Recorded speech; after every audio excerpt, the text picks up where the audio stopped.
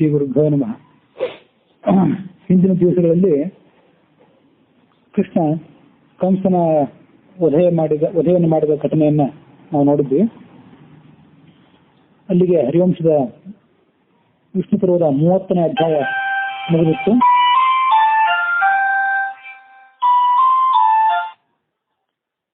ನೇ ಅಧ್ಯಾಯದಲ್ಲಿ ಕಂಸನ ಪತ್ನಿಯರು ಮತ್ತು ಕಂಸನ ತಾಯಿಯ ವಿಲಾಪವನ್ನ ವರ್ಣನೆ ಮಾಡಿದ್ದಾರೆ. ಭರ್ತಾರಂ ಪತಿತಂ ದೃಷ್ಟ ಕ್ಷೀಣ ಪುಣ್ಯಂ ವಿಗ್ರಹಂ ಕಂಸ ಪತ್ನಿಯೋ ಹತಂ ಕಂಸಂ ಸಮಂತಾತ್ ಪರ್ಯವಾರಯನ್. ಕಂಸ ಕೆಳಗೆ ಬಿದ್ದಿದ್ನಲ್ಲ ಹತನಾಗಿ, ಹೇಗೆ ಕಾಣಿಸ್ತಿದ್ದ ಅಂದ್ರೆ ಕ್ಷೀಣ ಪುಣ್ಯಂ ವಿಗ್ರಹಂ. ಗ್ರಹ ತನ್ನೊಳಗೆ ಪ್ರಕಾಶ ಇರೋ ತನಕ ಆಕಾಶದಲ್ಲಿ ಉರಿತಿರ್ತದೆ, ಧೂಮಕೇತು ಗ್ರಹಗಳಿವೆಲ್ಲ. ಅದ್ರದ್ದೆಲ್ಲ ಶಕ್ತಿ ಮುಗಿದ್ಮೇಲೆ ಅದು ಉರಿದು ಕೆಳಗೆ ಬೀಳ್ತದಲ್ಲ, ಹಾಗೆ ಬಿದ್ದಂತೆ ಗ್ರಹ ಬಿದ್ದಿದ್ದ ಉಲ್ಕಾಪಾತದಂತೆ. ಅವನನ್ನು ನೋಡಿ ಸುತ್ತುವರೆದರು ಅವನ ಪತ್ನಿಯರೆಲ್ಲರೂ. ಕಂಸ ಪತ್ನಿ ಅಂತ ಬಹುವಚನ ಇದೆ. ಆಸ್ತಿ ಪ್ರಾಸ್ತಿ ಅಂತ ಜರಾಸಂಧರ ಮಕ್ಕಳು ಏನಿದ್ರಲ್ಲ ಅವರಲ್ಲದೆ ಬೇರೆಯವರು ಕಂಸನಿಗೆ ಪತ್ನಿಯರಿದ್ದಿರಬೇಕು ಅಂತ ಅದೊಂದು ಸೂಚನೆ ಆಗ್ತದೆ. ಅವರು ಇನ್ನು ನಮ್ಮನ್ನ ಕಾಪಾಡುವವರು ಯಾರು, ನಮ್ಮನ್ನು ರಂಜಿಸುವವರು ಯಾರು ಅಂತ ಆ ಕಂಸನನ್ನ ಸುತ್ತುವರೆದು ವಿಲಾಪ ಮಾಡಿದ್ರು. ಬಹುಶಃ ನಿನಗೆ ನಮ್ಗಿಂತ ಆ ಸ್ವರ್ಗಲೋಕದಲ್ಲಿರುವಂತಹ ಅಪ್ಸರ ಸ್ತ್ರೀಯರು ಇತ್ಯಾದಿಗಳಿದ್ದಾರೆ, ಅವರೇ ನಿನಗೆ ಸುಂದರಿಯರಾಗಿ ಕಂಡಿರಬೇಕು. ಹಾಗಾಗಿ ನಮ್ಮನ್ನು ನೀನು ಪರಿತ್ಯಾಗ ಮಾಡಿ ಅಲ್ಲಿಗೆ ಹೋಗಿಬಿಟ್ಟಿದ್ವಿ ಅಂತ ಅವರು ತಮ್ಮ ಗೋಳನ್ನು ತೋಡ್ಕೊಂಡ್ರು. ಅಪತಿತ್ವಂ ಸ್ತ್ರೀಯಾ ಶ್ರೇಯ ನತು ಶೂರ ಪತಿ ಸ್ತ್ರೀಯಾ ಸ್ವರ್ಗಸ್ತ್ರೀಣಾಂ ಪ್ರಿಯಾ ಶೂರಾ ತೇಷಾಮಪಿ ಚ ತಾಃ ಪ್ರಿಯಾ. ಒಂದು ರಂಜಕವಾದ ಶ್ಲೋಕ ಇದು. ಸ್ತ್ರೀಯರಿಗೆ ಗಂಡ ಇಲ್ಲದೆ ಇರುವುದೇ ಒಳ್ಳೇದು ಅಂತ ಅನ್ಕೊಂಡ್ರು ಅವರು, ಆ ಕಂಸನ ಪತ್ನಿಯರು. ಯಾಕಂದ್ರೆ ಗಂಡ ಇರೋದಾದ್ರೆ ಶೂರ ಮಾತ್ರ ಗಂಡ ಆಗಿರಬಾರ್ದು, ಯಾವಾಗ ಸಾಯ್ತಾನೋ ಏನಂತ ನಿಶ್ಚಿತ ಇಲ್ಲ. ಹಾಗಾಗಿ ಪತಿಗಳಿಗೆ ಗಂಡನೇ ಇರಬಾರ್ದು, ಯಾವುದೇ ಸ್ತ್ರೀಯರಿಗೆ ಗಂಡನೇ ಇರಬಾರ್ದು. ಒಂದ್ ವೇಳೆ ಗಂಡ ಇರೋದಾದ್ರೆ ಶೂರ ಆಗಿರಬಾರ್ದು, ಶೂರನನ್ನು ಮದುವೆ ಆಗಬಾರ್ದು, ಶೂರನನ್ನು ಮದುವೆ ಆಗಬಾರ್ದು ಅಂತ ಅವರು ತಮ್ಮ ಕಷ್ಟವನ್ನು ಹೇಳ್ಕೊಂಡ್ರು. ಯಾಕೆಂದ್ರೆ ಆ ಶೂರನಾದ ಗಂಡ ಏನಿರ್ತಾನಲ್ಲ ಅವನನ್ನ ಮದುವೆ ಆದಂತ ಹೆಂಗಸರಿಗೆ ಯಾವತ್ತೂ ಪ್ರಿಯ ಆಗೋದಿಲ್ಲ, ಯಾವಾಗ ಕೈ ಬಿಟ್ಟು ಹೋಗ್ತಾನೆ ಹೇಳಿ ಬರೋದಿಲ್ಲ. ಸ್ವರ್ಗದ ಲೋಕದಲ್ಲಿರುವಂತ ಸ್ತ್ರೀಯರಿಗೆ ಮಾತ್ರ ನಾವು ಪ್ರಿಯ ಆಗ್ತಾನೆ ಹೊರತು ಇಲ್ಲಿ ಅವನನ್ನು ಕಟ್ಕೊಂಡಂತ ಹೆಂಡಂದ್ರಿಗೆ ಅವನು ಯಾವತ್ತೂ ಕೂಡ ರಂಜಕ ಆಗೋದೇ ಇಲ್ಲ ಅಂತ ಅವರು ತಮ್ಮ ಕಷ್ಟವನ್ನು ತೋಡ್ಕೊಂಡ್ರು. ಆಗ ಕಂಸನ ತಾಯಿಯೂ ಕೂಡ ಅಲ್ಲಿಗೆ ಬಂದಳು, ನಡೆದುತ್ತಾ ಇದ್ರು. ಅವಕ್ಕೆ ಪದ್ಮಾವತಿ ಅಂತ ಅವಳ ಹೆಸರು ಹೇಳಿದ ನಾನು. ಆ ಕಂಸನ ಜನನ ಅವಳಿಗೇನು ಪ್ರಿಯ ಆಗಿರ್ಲಿಲ್ಲ. ಯಾಕಂದ್ರೆ ಧೃಮಿಳ ಅನ್ನುವಂಥ ರಾಕ್ಷಸನಿಂದ ಅವ ಹುಟ್ಟಿದವ. ಆ ಹುಟ್ಟಿದ ಸಂದರ್ಭದಲ್ಲಿ ಅವನೇನು ಬಹಳ ಪ್ರಿಯ ಆಗಿರ್ಲಿಲ್ಲ ಆಕೆಗೆ. ಆದ್ರೆ ಒಮ್ಮೆ ಆತ ಸತ್ತ ಮೇಲೆ ಆಕೆಯ ತಾಯಿಯ ಕರಳು ಅದನ್ನು ಸಹಿಸಲಿಲ್ಲ, ಆಕೆ ಸಂಕಟ ಪಡಲಿಕ್ಕೆ ಪ್ರಾರಂಭ ಮಾಡಿದ್ಲು ಅಂತ ಆ ಕಥೆಯನ್ನು ನಾವು ನೋಡ್ತೀವಿ. ಆ ಕಂಸನ ಕಥೆಗೆ ಸಂಬಂಧಪಟ್ಟಂತೆ ಕಂಸನ ತಂದೆಯಾದಂತಹ ಧೃಮಿಳ ಅಂತ ಹೇಳಿದ್ನಲ್ಲ ರಾಕ್ಷಸ, ಅವನಿಗೆ ಸಂಬಂಧಪಟ್ಟಂತೆ ಪದ್ಮ ಪುರಾಣದಲ್ಲಿರುವಂತಹ ಮತ್ತು ಕೆಲವು ಮಾಹಿತಿಗಳನ್ನು ನೋಡ್ಬೇಕಂದ್ರೆ ವಿದರ್ಭರಾಜನಾದಂತಹ ಸತ್ಯಕೇತು ಅನ್ನುವನ ಮಗಳವಳು ಪದ್ಮಾವತಿ ಅನ್ನೋಕೆ, ಕಂಸನ ತಾಯಿ. ಆಕೆ ಒಮ್ಮೆ ತಂದೆ ಮನೆಗೆ ಹೋಗಿದ್ಲು, ವಿದರ್ಭ ರಾಜ್ಯಕ್ಕೆ ಹೋಗಿದ್ಲು. ವಿದರ್ಭ ರಾಜ್ಯಕ್ಕೆ ಹೋದಾಗ ಅಲ್ಲಿ ಉಪವನಕ್ಕೆ ಹೋಗಿದ್ಲು. ಗಂಡನ ಮನೆಯಲ್ಲಿದ್ದಾಗ ಉಪವನಕ್ಕೆ ಹೋಗಿದ್ದಲ್ಲ, ವಿದರ್ಭ ರಾಜ್ಯದಲ್ಲಿ ತನ್ನ ತವರು ಮನೆಯಾದಂಥ ವಿದರ್ಭ ರಾಜ್ಯಕ್ಕೆ ಹೋದಾಗ ಅಲ್ಲಿ ಉಪವನಕ್ಕೆ ಹೋಗಿದ್ದು. ಅಲ್ಲಿ ಧೃಮಿಳ ಅನ್ನುವಂತಹ ರಾಕ್ಷಸ ಅವಳಿಗೆ ಕಾಣಿಸಿ ಉಗ್ರಸೇನ ರೂಪದಿಂದ ಬಂದ. ಆ ಧೃಮಿಳ ಅನ್ನೋನಿಗೆ ಗೋಬಿಲ ಅಂತ ಮತ್ತೊಂದು ಹೆಸರಿದೆ ಅಂತ ಪದ್ಮ ಪುರಾಣದಲ್ಲಿದೆ. ಆ ಧೃಮಿಳ ಅನ್ನೋದಕ್ಕೆ ಗೋಬಿಲ ಅಂತ ಇನ್ನೊಂದು ಅವನಿಗೆ ಬೇರೆ ಹೆಸರು ಇದ್ದಿರಬೇಕು ಅಂತ ಊಹೆ. ಅವಳು ಬಹಳ ಸಂಕಟಪಟ್ಲು, ಅವನಿಗೆ ಶಾಪ ಕೊಟ್ಲು. ನಿನ್ನಿಂದ ಹುಟ್ಟುವಂತ ಮಗ ನಮ್ಮ ವಂಶದಲ್ಲೇ ಹುಟ್ಟುವಂತ ಒಬ್ಬ ಪುಣ್ಯಾತ್ಮ ಮಹಾಪುರುಷನಿಂದ ಹತ್ಯೆಗೀಡಾಗಲಿ ಅಂತ ಶಾಪ ಕೊಟ್ಲು. ಅದಾದ್ಮೇಲೆ ಅಳತಾ ಕೂತಾಗ ಸಖಿಯರು ಅವಳನ್ನು ಕೇಳಿದ್ರು ಏನಾಯ್ತು ಅಂತ. ಅವ್ರು ನಡೆದ ಘಟನೆ ಹೇಳಿದ್ರು. ಸಖಿಯರು ಆ ಘಟನೆಯನ್ನ ಅವಳ ತಾಯಿಗೆ ಹೇಳಿದ್ರು. ಆ ತಾಯಿ ತನ್ನ ಗಂಡನಿಗೆ ಅಂದ್ರೆ ವಿದರ್ಭ ರಾಜನಿಗೆ ಹೇಳಿದ್ಲು. ಆ ವಿದರ್ಭ ರಾಜ ಕೂಡಲೇ ಏನ್ ಮಾಡಿದ, ಅವಳನ್ನು ಗಂಡನ ಮನೆಗೆ ಕಳಿಸಿಕೊಟ್ಟು ಬಿಟ್ಟ, ಅಲ್ಲೇ ಹೋಗಿರುವಂತ. ಅಲ್ಲಿ ಆಕೆ ಆ ಮಗನನ್ನ ಹೆತ್ತಳು ಅಂತ ಅದರ ಕಥೆಯನ್ನು ನೋಡ್ತೀವಿ. ಈ ಧೃಮಿಳ ಗಂಧರ್ವ ಅಂತ ನಾವು ತಾತ್ಪರ್ಯ ನಿರ್ಣಯದಲ್ಲಿ ನೋಡಿದ್ವಿ. ಗಂಧರ್ವ ಕುಲದಲ್ಲಿ ಹುಟ್ಟಿದವನು ಧೃಮಿಳ ಅಂತ ನಾವು ಹಿಂದೆ ನೋಡಿದ್ವಿ. ಗಂಧರ್ವ ಅಂತ ಶಬ್ದ ಇದೆ, ಅದನ್ನ ಹಯವದನ ಪುರಾಣಿಕರು ಒಂದು ರೀತಿ ಬೇರೆ ರೀತಿ ವ್ಯಾಖ್ಯಾನ ಮಾಡಿದ್ದಾರೆ, ಗೋವಿಂದಾಚಾರ್ಯರು ಬೇರೆ ರೀತಿ ವ್ಯಾಖ್ಯಾನ ಮಾಡ್ತಾರೆ. ಗಂಧರ್ವ ಜ ಅನ್ನೋ ಸಂಸ್ಕೃತ ಶಬ್ದಕ್ಕೆ ಗಂಧರ್ವನಿಂದ ಹುಟ್ಟಿದವ ಅಂತ ಅರ್ಥ ಆಗ್ಬಹುದು, ಅಥವಾ ಗಂಧರ್ವ ಕುಲದಲ್ಲಿ ಹುಟ್ಟಿದವ ಅಂತ ಅರ್ಥ ಆಗ್ಬಹುದು. ಗೋವಿಂದಾಚಾರ್ಯ ಅದನ್ನು ಗಂಧರ್ವಿ ಜ ಅಂತ ಇಟ್ಕೊಂಡಿದ್ದಾರೆ, ಆ ಪಾಠ ಅವರು ಇಟ್ಕೋತಾರೆ. ಹಾಗಾಗಿ ಗಂಧರ್ವಿ ಅಂದ್ರೆ ಗಂಧರ್ವ ಸ್ತ್ರೀ ಒಬ್ಬಾಕೆ, ಗಂಧರ್ವ ಸ್ತ್ರೀಯಲ್ಲಿ ಹುಟ್ಟಿದವನು ಅಂತ ಗೋವಿಂದಾಚಾರ್ಯ ವ್ಯಾಖ್ಯಾನ. ಹಯವದನ ಪುರಾಣಿಕರ ವ್ಯಾಖ್ಯಾನ ಗಂಧರ್ವ ಕುಲದಲ್ಲಿ ಹುಟ್ಟಿದಂತಹ ಒಬ್ಬ ರಾಕ್ಷಸ, ಅವನ ಹೆಸರು ದ್ರುಮಿಳ ಅಂತ ಹಯವದನ ಪುರಾಣಿಕರು ಮಾಡಿದ ವ್ಯಾಖ್ಯಾನ. ಅದೇ ತಾತ್ಪರ್ಯ ನಿರ್ಣಯದಲ್ಲಿ ಪಾಠಾಂತರಗಳಿವೆಲ್ಲ. ಅವನು ಕಂಸ ಆ ದುಷ್ಟನಾದಂತಹ ರಾಕ್ಷಸನಿಂದ ಹುಟ್ಟಿದ್ನಲ್ಲ, ಅದು ಅಯೋಗ್ಯವಾದ ರೀತಿಯಲ್ಲಿ ಹುಟ್ಟಿದ್ನಲ್ಲ, ಹಾಗಾಗಿ ಅವನಿಗೆ ಕಂಸನ ಮೇಲೆ ಮಹಾದ್ವೇಷ, ಕೃಷ್ಣನ ಮೇಲೆ ಮಹಾದ್ವೇಷ. ಅವನಿಗೆ ಸ್ವಯಂ ರಾಕ್ಷಸ ಆದ್ರಿಂದ ಕೃಷ್ಣನ ಬಗ್ಗೆ ದ್ವೇಷ ಇದ್ದದ್ದು ಸಹಜವಾಗಿತ್ತು. ಅದಲ್ಲದೆ ಅವನಿಗೆ ಜನ್ಮ ಶುದ್ಧಿ ಇರಲಿಲ್ಲ. ಮನುಷ್ಯನಿಗೆ ಸಂಸ್ಕಾರ ಶುದ್ಧಿ, ಕುಲಶುದ್ಧಿ ಇತ್ಯಾದಿಗಳು ಇರಬೇಕು ಅಂತ ಹೇಳ್ತಾರಲ್ಲ, ಆ ರಾಕ್ಷಸನಿಗೆ ಕುಲಶುದ್ಧಿ ಇರಲಿಲ್ಲ, ಜನ್ಮ ಶುದ್ಧಿ ಇರಲಿಲ್ಲ. ಆದ್ರಿಂದ ಅಂತ ದುಷ್ಟತನ ಅವನಲ್ಲಿ ಮನೆ ಮಾಡಿತ್ತು. ಹಾಗಾಗಿ ಅವನು ಕೃಷ್ಣನನ್ನ ನಖಶಿಕಾಂತವಾಗಿ ದ್ವೇಷ ಮಾಡ್ತಿದ್ದ ಅಂತ ಆ ವ್ಯಾಖ್ಯಾನದಲ್ಲಿ ಬರುವಂತಹ ಒಂದು ಅಂಶ. ಹೀಗೆ ಆ ಪದ್ಮಾವತಿ ಅಂತ ಆ ಸ್ತ್ರೀ ಏನಿತ್ತಲ್ಲ, ಅವಳು ಕೂಡ ಕಂಸನ ಈ ಹತ್ಯೆಯ ಸುದ್ದಿಯನ್ನು ಕೇಳಿ ನಡುಗುತ್ತಾ ಅಲ್ಲಿಗೆ ಬಂದು ಉಗ್ರಸೇನಿಗೂ ಕೂಡ ಹೇಳಿದ್ಲು, ನೋಡು ನಿನ್ನ ಮಗ ಸತ್ತು ಬಿದ್ದಿದ್ದಾನೆ, ಬಂದು ನೋಡು ಅಂತ ತನ್ನ ಗಂಡನಿಗೂ ಹೇಳಿದ್ಲು. ಅವಳೇನೆಂದ್ರೆ, ನನ್ನ ಮಗ ಮಹಾಪರಾಕ್ರಮಿಯಾಗಿದ್ದ, ಆದ್ರೆ ಇವನಿಗೆ ನಮ್ಮ ಕುಲದವರಿಂದಲೇ ವಿರೋಧ ಬಂತು. ಇದನ್ನು ರಾವಣನು ಕೂಡ ಹಿಂದೊಮ್ಮೆ ಹೇಳಿದ್ದ. ರಾವಣನು ಮಹಾಪರಾಕ್ರಮಿಯಾಗಿದ್ದ, ಆದ್ರೆ ಮಹಾಪರಾಕ್ರಮಿ ಆದಂತ ರಾವಣ ಏನ್ ಹೇಳಿದ್ದ ಅಂದ್ರೆ, ನನಗೆ ಬೇರೆ ಯಾರ ಬಗ್ಗೆನೂ ಭಯ ಇಲ್ಲ, ನನ್ನ ಕುಲದವರೇ ನನ್ನನ್ನು ಯಾವಾಗಾದ್ರೂ ಕೊಂದು ಬಿಡ್ತಾರೆ ಅಂತ ರಾವಣನಿಗೂ ಒಂದು ಭಯ ಇತ್ತು. ಆ ಭಯ ಏನು ಸತ್ಯ ಆಗಲಿಲ್ಲ, ಕೊಂದವನು ಬೇರೆ ಆದ. ಅದೇನೇ ಇದ್ರು ರಾವಣನಿಗೆ ಆ ಥರದ್ದೊಂದು ಏನು ಭಯ ಇತ್ತಲ್ಲ, ಅಂಥದೇ ಒಂದು ಭಯ ಈ ಕಂಸನಿಗೂ ಇತ್ತು. ಕಂಸನ ವಿಷಯದಲ್ಲಿ ಅದು ಸತ್ಯ ಆಯ್ತು, ರಾವಣನ ವಿಷಯದಲ್ಲಿ ಅದು ಸತ್ಯ ಆಗಲಿಲ್ಲ ಅಷ್ಟೇ.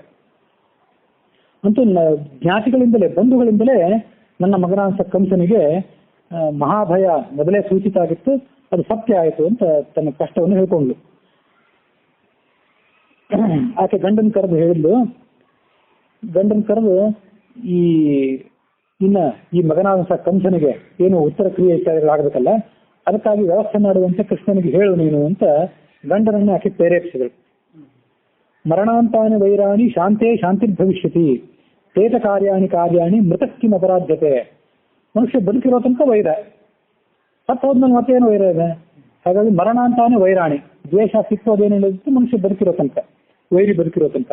ಶಾಂತೆ, ಅವನು ಸತ್ತು ಹೋದ್ಮೇಲೆ ಶಾಂತಿ ಭವಿಷ್ಯತಿ, ಸಿಟ್ಟು ಇಲ್ಲ, ದ್ವೇಷವೂ ಇಲ್ಲ. ಹಾಗಾಗಿ ಪ್ರೇತ ಕಾರ್ಯಾಣಿ ಅವನಿಗೆ ಮಾಡಬೇಕಾದಂಥ ಔಷಧಿ ಕ್ರಿಯೆಗಳನ್ನು ಕೂಡ ಮಾಡಬೇಕು ಅಂತ ಆ ಪದ್ಮಾವತಿ ತನ್ನ ಗಂಡನಿಗೆ ಪ್ರೇರೇಪಣೆ ಮಾಡಿದ್ಲು.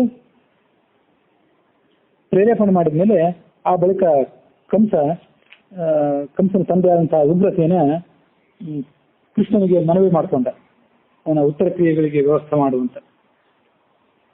32ನೇ ಅಧ್ಯಾಯದಲ್ಲಿ ಕೃಷ್ಣನ ಕಡೆಗೆ ಬಂದ ಅವನ ಉಗ್ರಸೇನ ಬಳಿಗೆ ಬಂದು ಅವನು ಹೇಳಿದೆ, ಈ ಉತ್ತರ ಕ್ರಿಯೆಗಳಿಗೆಲ್ಲ ವ್ಯವಸ್ಥೆ ಮಾಡುವಂತ. ಆಗ ಕೃಷ್ಣ ಏನ್ ಮಾಡಿದ ಅಂದ್ರೆ, ಆ ಯಾದವರಿಂದ ತುಂಬಿದಂತಹ ಸಭೆಯಲ್ಲಿ ತನ್ನ ಸಂತಾಪವನ್ನು ವ್ಯಕ್ತ ಮಾಡಿದ. ಅಹೋ ಮಯಾತಿ ಬಾಲ್ಯೇನ ರೋಷಾದ್ ದೋಷಾನುವರ್ತಿನ ವೈಧವ್ಯಂ ಸ್ತ್ರೀ ಸಹಸ್ರಾಣ ಕಂಸಸ್ಯಾಸ್ಯ ವಧೇ ಕೃತಂ. ಕೃಷ್ಣ ಏನ್ ಹೇಳಿದ ಅಂದ್ರೆ, ತನ್ನನ್ನು ತಾನೇ ಬೈಕೊಂಡಂತೆ, ನಾನು ಇನ್ನೂ ಚಿಕ್ಕ ಬಾಲಕ, ಕಂಸ ನನಗೇನು ಅಪಕಾರಗಳನ್ನು ಮಾಡಿದ್ದ, ನಾನು ನಂದಗೋಕುಲದಲ್ಲಿ ಮತ್ತು ವೃಂದಾವನದಲ್ಲಿದ್ದಾಗ ಅದನ್ನೆಲ್ಲ ನೆನಪಿಟ್ಟುಕೊಂಡು ನಾನು ಕಂಸನನ್ನು ಕೊಂದುಬಿಟ್ಟೆ. ಹಾಗಾಗಿ ಸಾವಿರಾರು ಜನ ಸ್ತ್ರೀಯರಿಗೆ, ಅವನ ಪತ್ನಿಯರಿಗೆ ವೈಧವ್ಯ ಪ್ರಾಪ್ತ ಆಯಿತು, ನಾನು ಇದನ್ನು ತಪ್ಪು ಮಾಡಿದೆ ಅಂತ ಕೃಷ್ಣ ಪಶ್ಚಾತ್ತಾಪವನ್ನ ಆ ಸಂದರ್ಭದಲ್ಲಿ ತೋರಿಸಿದ. ಸ್ವರ್ಗೇ ತಪೋಭೃತಾಂವಾದ ಫಲಂ ಪುಣ್ಯಸ್ಯ ಕರ್ಮಣಃ ಇಹಾಪಿ ಯಶಸಾಯುಕ್ತ ಸ್ವರ್ಗಸ್ಥೈಃ ಅವಧಾರ್ಯತೆ. ತಪಸ್ವಿಗಳಾದವರು ತಮ್ಮ ಪುಣ್ಯದ ಫಲದಿಂದ, ತಾವು ಮಾಡಿದಂಥ ಸತ್ಕರ್ಮದ ಫಲದಿಂದ ಸ್ವರ್ಗಲೋಕವನ್ನು ಪಡಿತಾರೆ. ಕೆಲವು ತಾವು ಮಾಡಿದಂತಹ ಪುಣ್ಯ ಕರ್ಮದ ಫಲವನ್ನ ಸ್ವಲ್ಪ ಮಟ್ಟಿಗೆ ಇಲ್ಲಿ ಪಡಿತಾರೆ, ಇನ್ನು ಕೆಲವು ಫಲಗಳನ್ನು ಸ್ವರ್ಗಲೋಕದಲ್ಲಿ ಪಡಿತಾರೆ. ಹಾಗಾಗಿ ಇದಿಶ್ವರ್ ನಿರ್ವೃತಾಹ ಲೋಕಾಹ ಶಿಷ್ಟ ಧರ್ಮಪರಾಹ ಪ್ರಜಾಹ ನರಾಹ ಧರ್ಮ ಪ್ರವೃತ್ತಾಶ್ಚ ನರಾಜ್ಞಾನ ಅನಯಃ ಸ್ಪೃಶೇತ್. ಈ ಪ್ರಪಂಚದಲ್ಲಿ ಸಮಸ್ತ ಪ್ರಜೆಗಳು ಸಂತುಷ್ಟರಾಗಿದ್ರೆ, ಯಾವ ರಾಜನ ಆಳ್ವಿಕೆಯಲ್ಲಿ ಜನರೆಲ್ಲ ಸಂತುಷ್ಟರಾಗಿರ್ತಾರೆ ಮತ್ತು ಜನ ಎಲ್ಲ ಧರ್ಮಶೀಲರಾಗಿರ್ತಾರೆ, ಅಂಥ ರಾಜರು, ಅವರನ್ನು ಆಳುವಂಥ ರಾಜರು, ಅಂಥ ಪ್ರಜೆಗಳು ಎಲ್ಲಿರ್ತಾರಲ್ಲ ಆ ರಾಜರು ಯಾವತ್ತೂ ಕೂಡ ಕುಶಲಿಗಳೇ. ಅವ್ರಿಗೆಂದು ಕ್ಷೇಮ ಅನ್ನೋದು ತಪ್ಪೋದೇ ಇಲ್ಲ, ಅವ್ರಿಗೆ ಯಾವುದೇ ಆತಂಕವೂ ಇಲ್ಲ ಯಾವತ್ತೂ ಕೂಡ. ನಿಗ್ರಹೇ ದುಷ್ಪ್ರವೃತ್ತಿನ ಕೃತಾಂತಹ ಕೃತೇ ಫಲಂ ಇಷ್ಟಧರ್ಮೇಶು ಲೋಕೇಶು ಕರ್ತವ್ಯಂ ಪಾರಲೌಕಿಕಂ. ರಾಜರ ಕರ್ತವ್ಯ ಏನು?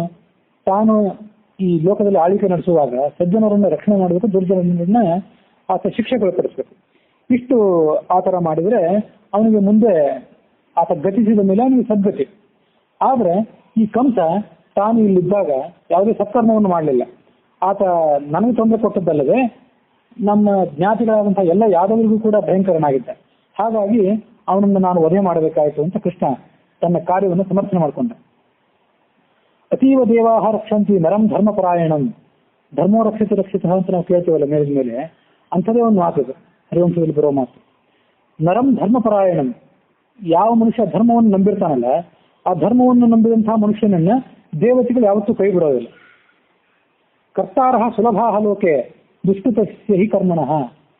ಆದ್ರೆ ದುರದೃಷ್ಟ ಏನು, ಇಷ್ಟೆಲ್ಲ ಗೊತ್ತಿದ್ರು ನಾವು ಧರ್ಮವನ್ನು ಕೈ ಬಿಡದೇ ಇದ್ರೆ ದೇವತೆಗಳು ನಮ್ಮನ್ನು ಕಾಪಾಡ್ತಾರೆ ಅಂತ ನಮ್ಗೆ ಗೊತ್ತಿದ್ರು ನಾವು ಧರ್ಮವನ್ನು ಮಾಡ್ಲಿಕ್ಕೆ ಹೋಗೋದಿಲ್ಲ. ನಾವು ಮಾಡೋದು ಅಧರ್ಮವನ್ನೇ, ಮತ್ತೆ ಅದು ನಮ್ಮ ಸ್ವಭಾವ. ಲೋಕೆ, ಈ ಜಗತ್ತಿನಲ್ಲಿ ದುಷ್ಕೃತಸ್ಯ ಕರ್ತಾರಃ, ಪುಣ್ಯಕರ್ಮವನ್ನು ಮಾಡಿದ್ರೆ ದುಷ್ಕೃತ್ಯವನ್ನು ಮಾಡೋರೇ ಹೆಚ್ಚು ಕಾಣಿಸ್ತಾರೆ ಹೊರತು ಸತ್ಕರ್ಮವನ್ನು ಮಾಡುವಂಥವ್ರು ಕಾಣಿಸೋದು ಬಹಳ ಕಡಿಮೆ. ಹತಸ್ಸೋಯಂ ಮಯಾ ಕಂಸಃ ಸಾಧ್ವೇತದ ಅವಗಮ್ಯತಾಂ ಮೂಲಚ್ಛೇದ ಕೃತಸ್ಥಸ್ಯ ವಿಪರೀತಸ್ಯ ಕರ್ಮಣಃ. ಈ ಕಂಸನನ್ನು ಕೊದ್ದಿದ್ರಿಂದ ಬಂಧುವಾದವನನ್ನು ಕಳ್ಕೊಂಡು ನಿಮಗೆಲ್ಲರಿಗೂ ಸ್ವಲ್ಪ ಸಂಕಟ ಆಗಿರ್ಬೋದು, ಇಲ್ಲ ಅಂತಲ್ಲ. ಆದ್ರೆ ಇವನು ಪಾಪದ ಬೇರಾಗಿದ್ದಾನೆ. ದೊಡ್ಡ ಗಿಡಕ್ಕೆ ಬೇರೆ ಯಾವ ರೀತಿಯಾಗಿ ಸಂರಕ್ಷಕ ಆಗಿರ್ತದಲ್ಲ ಹಾಗೆ ಎಲ್ಲ ಪಾಪಾಚರಣೆಗಳಿಗೂ ಈ ಕಂಸನೇ ಬೇರಾಗಿದ್ದಾದ್ರಿಂದ ಇವನನ್ನು ನಾನು ಕೊಂದು ಹಾಕಬೇಕಾದ್ದು ನನ್ನ ಕರ್ತವ್ಯ ಆಗಿತ್ತು. ಹಾಗಾಗಿ ಅವನು ಸತ್ತದ್ದು ಯೋಗ್ಯ ಆಯಿತು, ಒಳ್ಳೆ ಕೆಲಸ ಆಯಿತು ಅಂತ ನೀವೆಲ್ಲರೂ ಭಾವಿಸಿರಿ. ಆದ್ರಿಂದ ಆ ಕಂಸನ ಅಂತಃಪುರದ ಸ್ತ್ರೀಯರಿದ್ದಾರಲ್ಲ, ಸಾವಿರಾರು ಜನ ಸ್ತ್ರೀಯರು, ಅವರನ್ನ ಸಮಾಧಾನಗೊಳಿಸಿರಿ. ಹಾಗೆ ಪಟ್ಟಣದ ಪ್ರಜೆಗಳೇನಿದ್ದಾರೆ ಅವರೆಲ್ಲರಿಗೂ ಸಮಾಧಾನ ಮಾಡಿರಿ ಅಂತ ಹೇಳಿದೆ. ಹೇಳಿದ ಮೇಲೆ ಕಂಸ ಹೇಳಿದ, ಕೃಷ್ಣನ್ ಈ ಉಗ್ರಸೇನ ಹೇಳಿದ, ನೀನು ನನ್ನ ಮಗನಾದಂಥ ಕಂಸ ಏನು ದುಷ್ಕೃತ್ಯ ಮಾಡಿದ್ದ, ಅವನ ದುಷ್ಕೃತ್ಯಕ್ಕೆ ತಕ್ಕದಂತ ಶಿಕ್ಷೆಯನ್ನು ಅವನಿಗೆ ಕೊಟ್ಟಿದ್ದಿ. ಹಾಗಾಗಿ ದೇವತೆಗಳೆಲ್ಲ ಮತ್ತು ದೇವತೆಗಳು, ಸಜ್ಜನರು, ಋಷಿಗಳೆಲ್ಲ ಸಂತೋಷ ಪಟ್ಟಿದ್ದಾರೆ. ಆ ಕಂಸನ ಅನುಯಾಯಿಗಳಾದಂತಹ ದುಷ್ಟರೆಲ್ಲರೂ ಅದರಿಂದ ದುಃಖ ಪಟ್ಟಿದ್ದಾರೆ. ಈಗ ಎಲ್ಲವೂ ಕೂಡ ನಿನ್ನ ಅಧೀನವಾಗಿದೆ, ನೀನು ಹೇಗೆ ಹೇಳ್ತೀಯ ಹಾಗೆ ಮುಂದೆ ನಡೀಬೇಕಾಗ್ತಲ್ಲ. ಕಂಸನ ಈ ಆಡಳಿತ ಏನಿತ್ತು, ರಾಜ್ಯ ಸೂತ್ರ, ಅದನ್ನು ಇನ್ನು ಮೇಲೆ ನೀನೇ ಸ್ವೀಕಾರ ಮಾಡುವ. ಮತ್ತು ಕಂಸನ ಸಂಪತ್ತೇನಿದೆ ಅದನ್ನು ನೀನು ಮತ್ತು ನಿನ್ನ ಕಡೆ ಇರುವಂತಹ ಉಳಿದೆಲ್ಲ ಯಾದವರು, ಗೋಪಾಲಕರು ಇವರೆಲ್ಲ ಹಂಚಿಕೊಳ್ಳಿ. ನೀನು ಸಮಸ್ತ ಯಾದವರಿಗೆ ರಕ್ಷಕನೂ ಆಗಿದ್ದಿ, ಶಿಕ್ಷಕನೂ ಆಗಿದ್ದಿ. ನಾನು ಈ ಕಂಸನ ಕ್ರಿಯೆಯನ್ನು ಮುಗಿಸುವ ತನಕ ಈ ಮೊಸರಾನಗರದಲ್ಲಿ ಇರ್ತೇನೆ. ಮುಂದೆ ಆ ಉತ್ತರ ಕ್ರಿಯೆಗಳೆಲ್ಲ ಮುಗಿದ ಮೇಲೆ ನನ್ನ ಪತ್ನಿಯನ್ನು ಕರ್ಕೊಂಡು, ಸೊಸೆಯನ್ನು ಕರ್ಕೊಂಡು ಕಾಡಿಗೆ ಹೋಗಿಬಿಡ್ತೇನೆ. ಕಾಡಿನಲ್ಲಿದ್ದು ವಾನಪ್ರಸ್ಥಾಶ್ರಮವನ್ನು ನಡೆಸ್ತೇನೆ. ನಾನು ವಿರಕ್ತನಾಗಿ ಹೋಗ್ಬಿಡ್ತೀನಿ ಕಾಡಿಗೆ ಅಂತ ಕಂಸ ಹೇಳ್ಕೊಂಡ, ಉಗ್ರಸೇನೆ ಹೇಳ್ಕೊಂಡ. ಪ್ರೇತ ಸತ್ಕಾರ ಮಾತ್ರೇನ ಕೃತೆ ಬಾಂಧವ ಕರ್ಮಣಿ ಆಂದ್ರಣ್ಯಂ ಲೌಕಿಕಂ ಕೃಷ್ಣ ಗತಾಸ್ಕಿಲ ಭವಂತಿ. ನಮ್ಮವ್ರು ಯಾರು ಒಬ್ರು ತೀರ್ಕೊಂಡ್ರೆ ಅವರು ಸಂಬಂಧಪಟ್ಟವರ ಪ್ರೇತ ಕಾರ್ಯಗಳಲ್ಲಿ ನಾವು ಮಾಡಿದ ಮೇಲೆ ನಮ್ಮ ಋಣ ನಾವು ಕಳ್ಕೋತೀವಿ ಅಂತ ಶಾಸ್ತ್ರ ಹೇಳ್ತದೆ. ಹಾಗಾಗಿ ಆ ಕಂಸನಿಗೆ ಅಗ್ನಿ ಸಂಸ್ಕಾರವನ್ನು ಮಾಡಿ ಜಲಾಂಜಲಿ ಕೊಟ್ಟು, ಜಲತರ್ಪಣ ಕೊಟ್ಟು ರಣದಿಂದ ಮುಕ್ತನಾಗಬೇಕು ಅಂತ ನನ್ನ ಅಪೇಕ್ಷೆ. ಈ ಒಂದು ಅಪೇಕ್ಷೆಯನ್ನು ನಡೆಸಿಕೊಡು ಅಂತ ಆ ಉಗ್ರಸೇನ ಕೃಷ್ಣನನ್ನು ಕೇಳ್ಕೊಂಡ. ಆಗ ಕೃಷ್ಣ ಉಗ್ರಸೇನಿಗೆ ಹೇಳಿದೆ, ಕಾಲಾನುಗುಣವಾದಂತಹ ಸಂದರ್ಭಕ್ಕೆ ಉಚಿತವಾದಂತಹ ಮಾತನ್ನು ನೀನು ಹೇಳಿದ್ದಿ. ಕಂಸನ ಹತ್ಯೆ ನಡೀತು ಅಂತ ನೀನು ಏನು ಶೋಕ ಪಡಬೇಕಾಗಿಲ್ಲ. ಇದು ವಿಧಿ ಲಿಖಿತವಾದಂತಹ ಘಟನೆ. ವಿಧಿ ಲಿಖಿತವಾದಂತಹ ಘಟನೆ ಆದ್ರಿಂದ ಅದು ಹೇಗೆ ನಡೀಬೇಕಾಗಿತ್ತು ಹಾಗೆ ನಡೀತು. ಅದರ ಬಗ್ಗೆ ನೀನು ದುಃಖ ಪಡಬೇಡ. ಸ್ಥಾವರಾಣಾಂತ ಭೂತಾನಾಂ ಜಂಗಮಾನಾಂತ ಪಾರ್ಥಿವ ಪೂರ್ವಜನ್ಮ ಕೃತಂ ಕರ್ಮ ಕಾಲೇನ ಪರಿಪಚ್ಯತೆ. ಎಲ್ಲ ಪ್ರಾಣಿಗಳು, ನಾವು ಸಂಚಾರ ಮಾಡುವಂತ ಪ್ರಾಣಿಗಳು, ನಾವು ಜಂಗಮರು ಅಂದ್ರೆ ಓಡಾಡುವಂಥವ್ರು ಅಂತ ಅರ್ಥ. ಸ್ಥಾವರರು ಅಂತಂದ್ರೆ ವೃಕ್ಷಗಳು, ಲತೆಗಳು ಇತ್ಯಾದಿಗಳು. ಅಂತೂ ಇವರೆಲ್ಲರಿಗೂ ಕೂಡ ಅವ್ರು ಯಾವ ತರ ಹುಟ್ಟಬೇಕು, ಯಾವ ತರ ಸಾಯಬೇಕು ಅನ್ನೋದೆಲ್ಲವೂ ಕೂಡ ವಿಧಿಲಿಖಿತ ಆದ್ದರಿಂದ ಈ ಕಂಸನಿಗೂ ಕೂಡ ಹಾಗೆ ವಿಧಿಲಿಖಿತ ಇತ್ತು. ಅವನು ಹುಟ್ಟಿದ ಸತ್ತ, ಅದನ್ನು ನೀನು ಅವನ ಬಗ್ಗೆ ಶೋಕ ಪಡಬೇಡ. ಎಂಥ ಮಾತು ಅಂದ್ರೆ ನೋಡಿ, ಶ್ರುತವಂತೋರ್ಥವಂತಶ್ಚ ದಾತಾರಃ ಪ್ರಿಯದರ್ಶನಾಃ ಬ್ರಹ್ಮಣ್ಯಾಃ ನಯ ಸಂಪನ್ನಾಃ ದೀನಾನುಗ್ರಹಕಾರಿಣಃ ಲೋಕಪಾಲ ಸಮಾಸ್ತಾತ ಮಹೇಂದ್ರ ಸಮವಿಕ್ರಮಾಃ ಕ್ಷಿತಿಪಾಲಾಃ ಕೃತಾಂತೇನ ನೀಯಂತೆ ನೃಪಸತ್ತಮ. ಯಮ ಕರ್ಕೊಂಡು ಹೋಗ್ಬೇಕಾದ ಸಂದರ್ಭ ಬಂದ್ರೆ ಎಲ್ಲರನ್ನೂ ಕರ್ಕೊಂಡು ಹೋಗ್ಬಿಡ್ತಾನೆ. ಅವ್ರು ಎಂಥವ್ರು, ಅವ್ರು ಬಡವರು ಶ್ರೀಮಂತರು ಅಂತ ನೋಡೋದಿಲ್ಲ. ಶ್ರುತವಂತಹ ದೊಡ್ಡ ಪಂಡಿತರಿದ್ರೆ ಅವರು ಆಯುಷ್ಯ ಮುಗಿದ್ಮೇಲೆ ನೀವು ಪಂಡಿತ ಇದ್ದು ಇಲ್ಲೇ ಇರುವಂತ ಅವ್ರೇನು ಬಿಟ್ಟು ಹೋಗೋದಿಲ್ಲ. ಪಂಡಿತನೇ ಆಗಿರು, ಶತಮೂರ್ಖನೇ ಆಗಿರು ಕರ್ಕೊಂಡು ಹೋಗ್ತಾರೆ. ಅರ್ಥವಂತಷ್ಟ ದುಡ್ಡಿದ್ದವರು, ದಾತಾರ ಒಳ್ಳೆ ದಾನ ಮಾಡಿದ್ವಿ ಜಗತ್ತಿನಲ್ಲಿ, ವಿಕಾಸ್ ಕೀರ್ತಿ ಗಳಿಸಿದ್ದು ಇಲ್ಲೇ ಇರುವಂತ ಅನ್ನೋದಿಲ್ಲ. ಅವನ ಆಯುಷ್ಯ ಮುಗಿದ್ರೆ ಅವನು ಹೋಗಬೇಕು. ಪ್ರಿಯದರ್ಶನ ನೋಡ್ಲಿಕ್ಕೆ ಬಹಳ ಚಂದ ಇದ್ದು ಇನ್ನೊಂದು 10-20 ವರ್ಷ ಬದುಕಿರು ಅಂತೇನಿಲ್ಲ. ನೀ ಚಂದ ಇದ್ರಿ ಇದ್ದು ಇಷ್ಟಂತ ಇದ್ದು ನಡಿ ಅಂತಾನಷ್ಟೇ. ಬ್ರಹ್ಮಣ್ಯಾಹ ಬ್ರಹ್ಮವಾದಿಗಳಾದವರು, ನಯ ಸಂಪನ್ನ ನಯ ವಿನಯಶೀಲರಾದವರು, ದೀನಾನುಗ್ರಹಕಾರಿಣಃ ಜೀವಮಾನ ಪೂರ್ತಿ ದೀನ ದಲಿತರ ಸಲುವಾಗಿ ಬದುಕಿದವರು, ಅವರು ಒಂದಲ್ಲ ಒಂದು ಕಾಲಕ್ಕೆ ಹೋಗಬೇಕು. ಹೆಚ್ಚಾಕೆ ಲೋಕಪಾಲ ಸಮಾಹ ಬದುಕಿದವರು ಸಾಮಾನ್ಯವಂತೆ ಬದುಕಿರೋದಿಲ್ಲ. ಅವರು ದಿಕ್ಪಾಲಕರಿಗೆ ಸಮಾನವಾಗಿ ಜೀವನ ನಡೆಸಿರ್ತಾರೆ. ಅಷ್ಟು ಪರಾಕ್ರಮಶಾಲಿಗಳಾಗಿ ಜಗತ್ತಿನ ಜೀವನ ನಡೆಸಿದ್ರು ಕೂಡ ಮಹೇಂದ್ರ ಸಮವಿಕ್ರಮಾಹ, ಇಂದ್ರ ಯಮ ವರುಣ ಮೊದಲಾದವರಿಗೆ ಸಮಾನವಾದ ಪರಾಕ್ರಮ ಇದ್ದವರು ಕೂಡ ಯಮನಿಂದ ಒಂದಲ್ಲ ಒಂದು ಕಾಲದಲ್ಲಿ ಒಯ್ಯಲ್ಪಡಬೇಕು. ಧಾರ್ಮಿಕಾ ಸರ್ವಭಾವಜ್ಞಾ ಪ್ರಜಾಪಾಲನ ತತ್ಪರಾಹ ಕ್ಷತ್ರ ಧರ್ಮಪರಾಹ ದಾಂತಹ ಕಾಲೇನ ನಿಧನಂಗತಃ. ಎಂಥ ದೊಡ್ಡ ದೊಡ್ಡ ಚಕ್ರವರ್ತಿಗಳು, ಧಾರ್ಮಿಕರಾದವರು, ಪ್ರಜೆಗಳ ನಾಡಿ ಮಿಡಿತವನ್ನು ಬಲ್ಲವರು, ಪ್ರಜಾಪಾಲನ ತತ್ಪರಾಹ ಕ್ಷತ್ರ ಧರ್ಮಪರಾಹ ಹುಟ್ಟಿದಾರಂತೆ ಸಾಯುವ ತನಕ ಕ್ಷತ್ರ ಧರ್ಮವನ್ನ ಪಾಲನೆ ಮಾಡಿದವರು. ಎಲ್ಲರೂ ಕೂಡ ಕಾಲ ಸನ್ನಿಹಿತ ಆದಾಗ ಹೋಗಲೇಬೇಕು. ಸ್ವಯಂ ಆತ್ಮಕೃತಂ ಕರ್ಮ ಶುಭಂ ವಾ ಇದು ವಾ ಶುಭಂ ಪ್ರಾಪ್ತೇ ಕಾಲೇತು ತತ್ಕರ್ಮ ದೃಶ್ಯತೆ ಸರ್ವದೇಹಿನಾಂ. ನಾವು ಮಾಡಿದ ಕರ್ಮ, ಪುಣ್ಯ ಪಾಪ ಕರ್ಮ ಏನಿದೆಯಲ್ಲ ಅದು ನಮ್ಮ ಖಾತೆಯಲ್ಲಿ ಸುಭದ್ರವಾಗಿ ಕೂತಿರ್ತದೆ. ಸಮಯ ಬಂದಾಗ ಆ ಪುಣ್ಯ ಮತ್ತು ಪಾಪಗಳು ಪಕ್ವವಾಗಿ ಹೊರಗೆ ಬರ್ತವೆ. ಹೊರಗೆ ಬಂದು ಅಂದ್ರೆ ಆ ಸಮಯದಲ್ಲಿ ಏನಾಗಬೇಕು ಅದು ಆಗಬೇಕು. ಏಷಾ ಹಿ ಅಂತರ್ಹಿತ ಮಾಯ ದುರ್ವಿಜ್ಞೇಯ ಸುರೈರಪಿ ಯಥಾಯಂ ಮುಷ್ಯತೆ ಲೋಕಃ ಹಿ ಅತ್ರ ಕರ್ಮಯೋ ಕಾರಣಂ. ಇದಕ್ಕೆಲ್ಲ ಕರ್ಮನೇ ಕಾರಣ. ಕರ್ಮ ಒಂದು ಬಿಟ್ಟು ಇದರಲ್ಲಿ ಬೇರೆ ಏನೂ ಇಲ್ಲ. ಇದು ದೇವತೆಗಳಿಗೂ ಅರ್ಥ ಆಗುವಂಥದ್ದಲ್ಲ. ಇದು ಕರ್ಮದ ಮಹಿಮೆ. ಒಂದು ಶ್ಲೋಕ ಇದೆ, ಮೀಮಾಂಸಾ ದರ್ಶನ ಅಂತ ಏನಿದೆಲ್ಲ, ಆ ಮೀಮಾಂಸಾ ದರ್ಶನದಲ್ಲಿ ಕರ್ಮದ ಮಹತ್ವದ ಬಗ್ಗೆ ಒಂದು ಶ್ಲೋಕ ಇದೆ. ಕರ್ಮ ಎಲ್ಲರನ್ನೂ ಆಡಿಸ್ತದೆ, ಸೂತ್ರದ ಗೊಂಬೆ ಅಂತ ಆಡಿಸ್ತದೆ ಅಂತ ಶ್ಲೋಕ. ಬ್ರಹ್ಮ ಏನ ಕುಲಾಲವನ್ ನಿಯಮಿತೋ ಬ್ರಹ್ಮಾಂಡ ಭಾಂಡೋದರೇ ವಿಷ್ಣುರಿಯೇನ ದಶಾವತಾರ ಗ್ರಹಣೆ ಕ್ಷಿಪ್ತೋ ಮಹಾಸಂಕತೆ. ಈ ಕರ್ಮ ಏನ್ ಮಾಡ್ತಂದ್ರೆ ವಿಷ್ಣು, ಬ್ರಹ್ಮ, ಮಹೇಶ್ವರ ಇವರನ್ನು ಕೂಡ ಸೂತ್ರದ ಗೊಂಬೆ ಅಂತ ಆಡಿಸ್ತದೆ ಅಂತ ಆ ಶ್ಲೋಕ. ಶ್ಲೋಕದ ಅಂತರಾರ್ಥ ಏನೇ ಇಲ್ಲ ಅಥವಾ ಹಾಸ್ಯ ಏನೇ ಇಲ್ಲ, ಅದನ್ನ ಆ ಕರ್ಮದ ಮಹತ್ವವನ್ನು ಸಾರುವಂತ ಶ್ಲೋಕ ಅದು. ಕರ್ಮ ಏನ್ ಮಾಡ್ತಂದ್ರೆ ಈ ಬ್ರಹ್ಮನನ್ನ, ಈ ದೊಡ್ಡ ಬ್ರಹ್ಮಾಂಡ ಇದೆಯಲ್ಲ, ಈ ಬ್ರಹ್ಮಾಂಡದೊಳಗೆ ಕೂತಿರೋ ಅಲ್ಲೇ ಕುಂಬಾರನಂತೆ ಕೂತಿರೋ ನಿತ್ಯ ಸೃಷ್ಟಿ ಮಾಡ್ತಾ ಇರೋ. ಸೃಷ್ಟಿ ಕಾರ್ಯದಲ್ಲಿ ನಿನ್ಗೊಂದು ಕ್ಷಣವೂ ಪುರುಸತ್ತಿರೋದು ಬೇಡ. ಕುಲಾಲ ಅಂದ್ರೆ ಕುಂಬಾರನಂತೆ ಕೂಡಿಸಿಬಿಡ್ತದೆ. ವಿಷ್ಣುವಿಗೆ ಇನ್ನೂ ದೊಡ್ಡ ಕಷ್ಟ ಕೊಟ್ಟು ಹೋಗು, ಮೀನಾಗಿ ಹುಟ್ಟು, ಮತ್ಸ್ಯವಾಗಿ ಹುಟ್ಟು, ಕೂರ್ಮವಾಗಿ ಹುಟ್ಟು, ಹಂದಿಯಾಗಿ ಹುಟ್ಟು. ಕ್ಷಿಪ್ತೋ ಮಹಾಸಂಕಟೆ. ದಶಾವತಾರ ಎತ್ತದೊಂದು ಸುಮ್ಮನೆ ಸಣ್ಣ ಕೆಲಸ ಏನು? ಹೆಂಡತಿನ ಕಳ್ಕೋಬೇಕು, ಕಾಡಿನ ಹುಡುಕಾಡಬೇಕು, ಒದ್ದಾಡಬೇಕು, 16,000 ಜನ 108 ಜನ ಸ್ತ್ರೀಯರನ್ನು ಸಂಭಾಳಿಸಬೇಕು.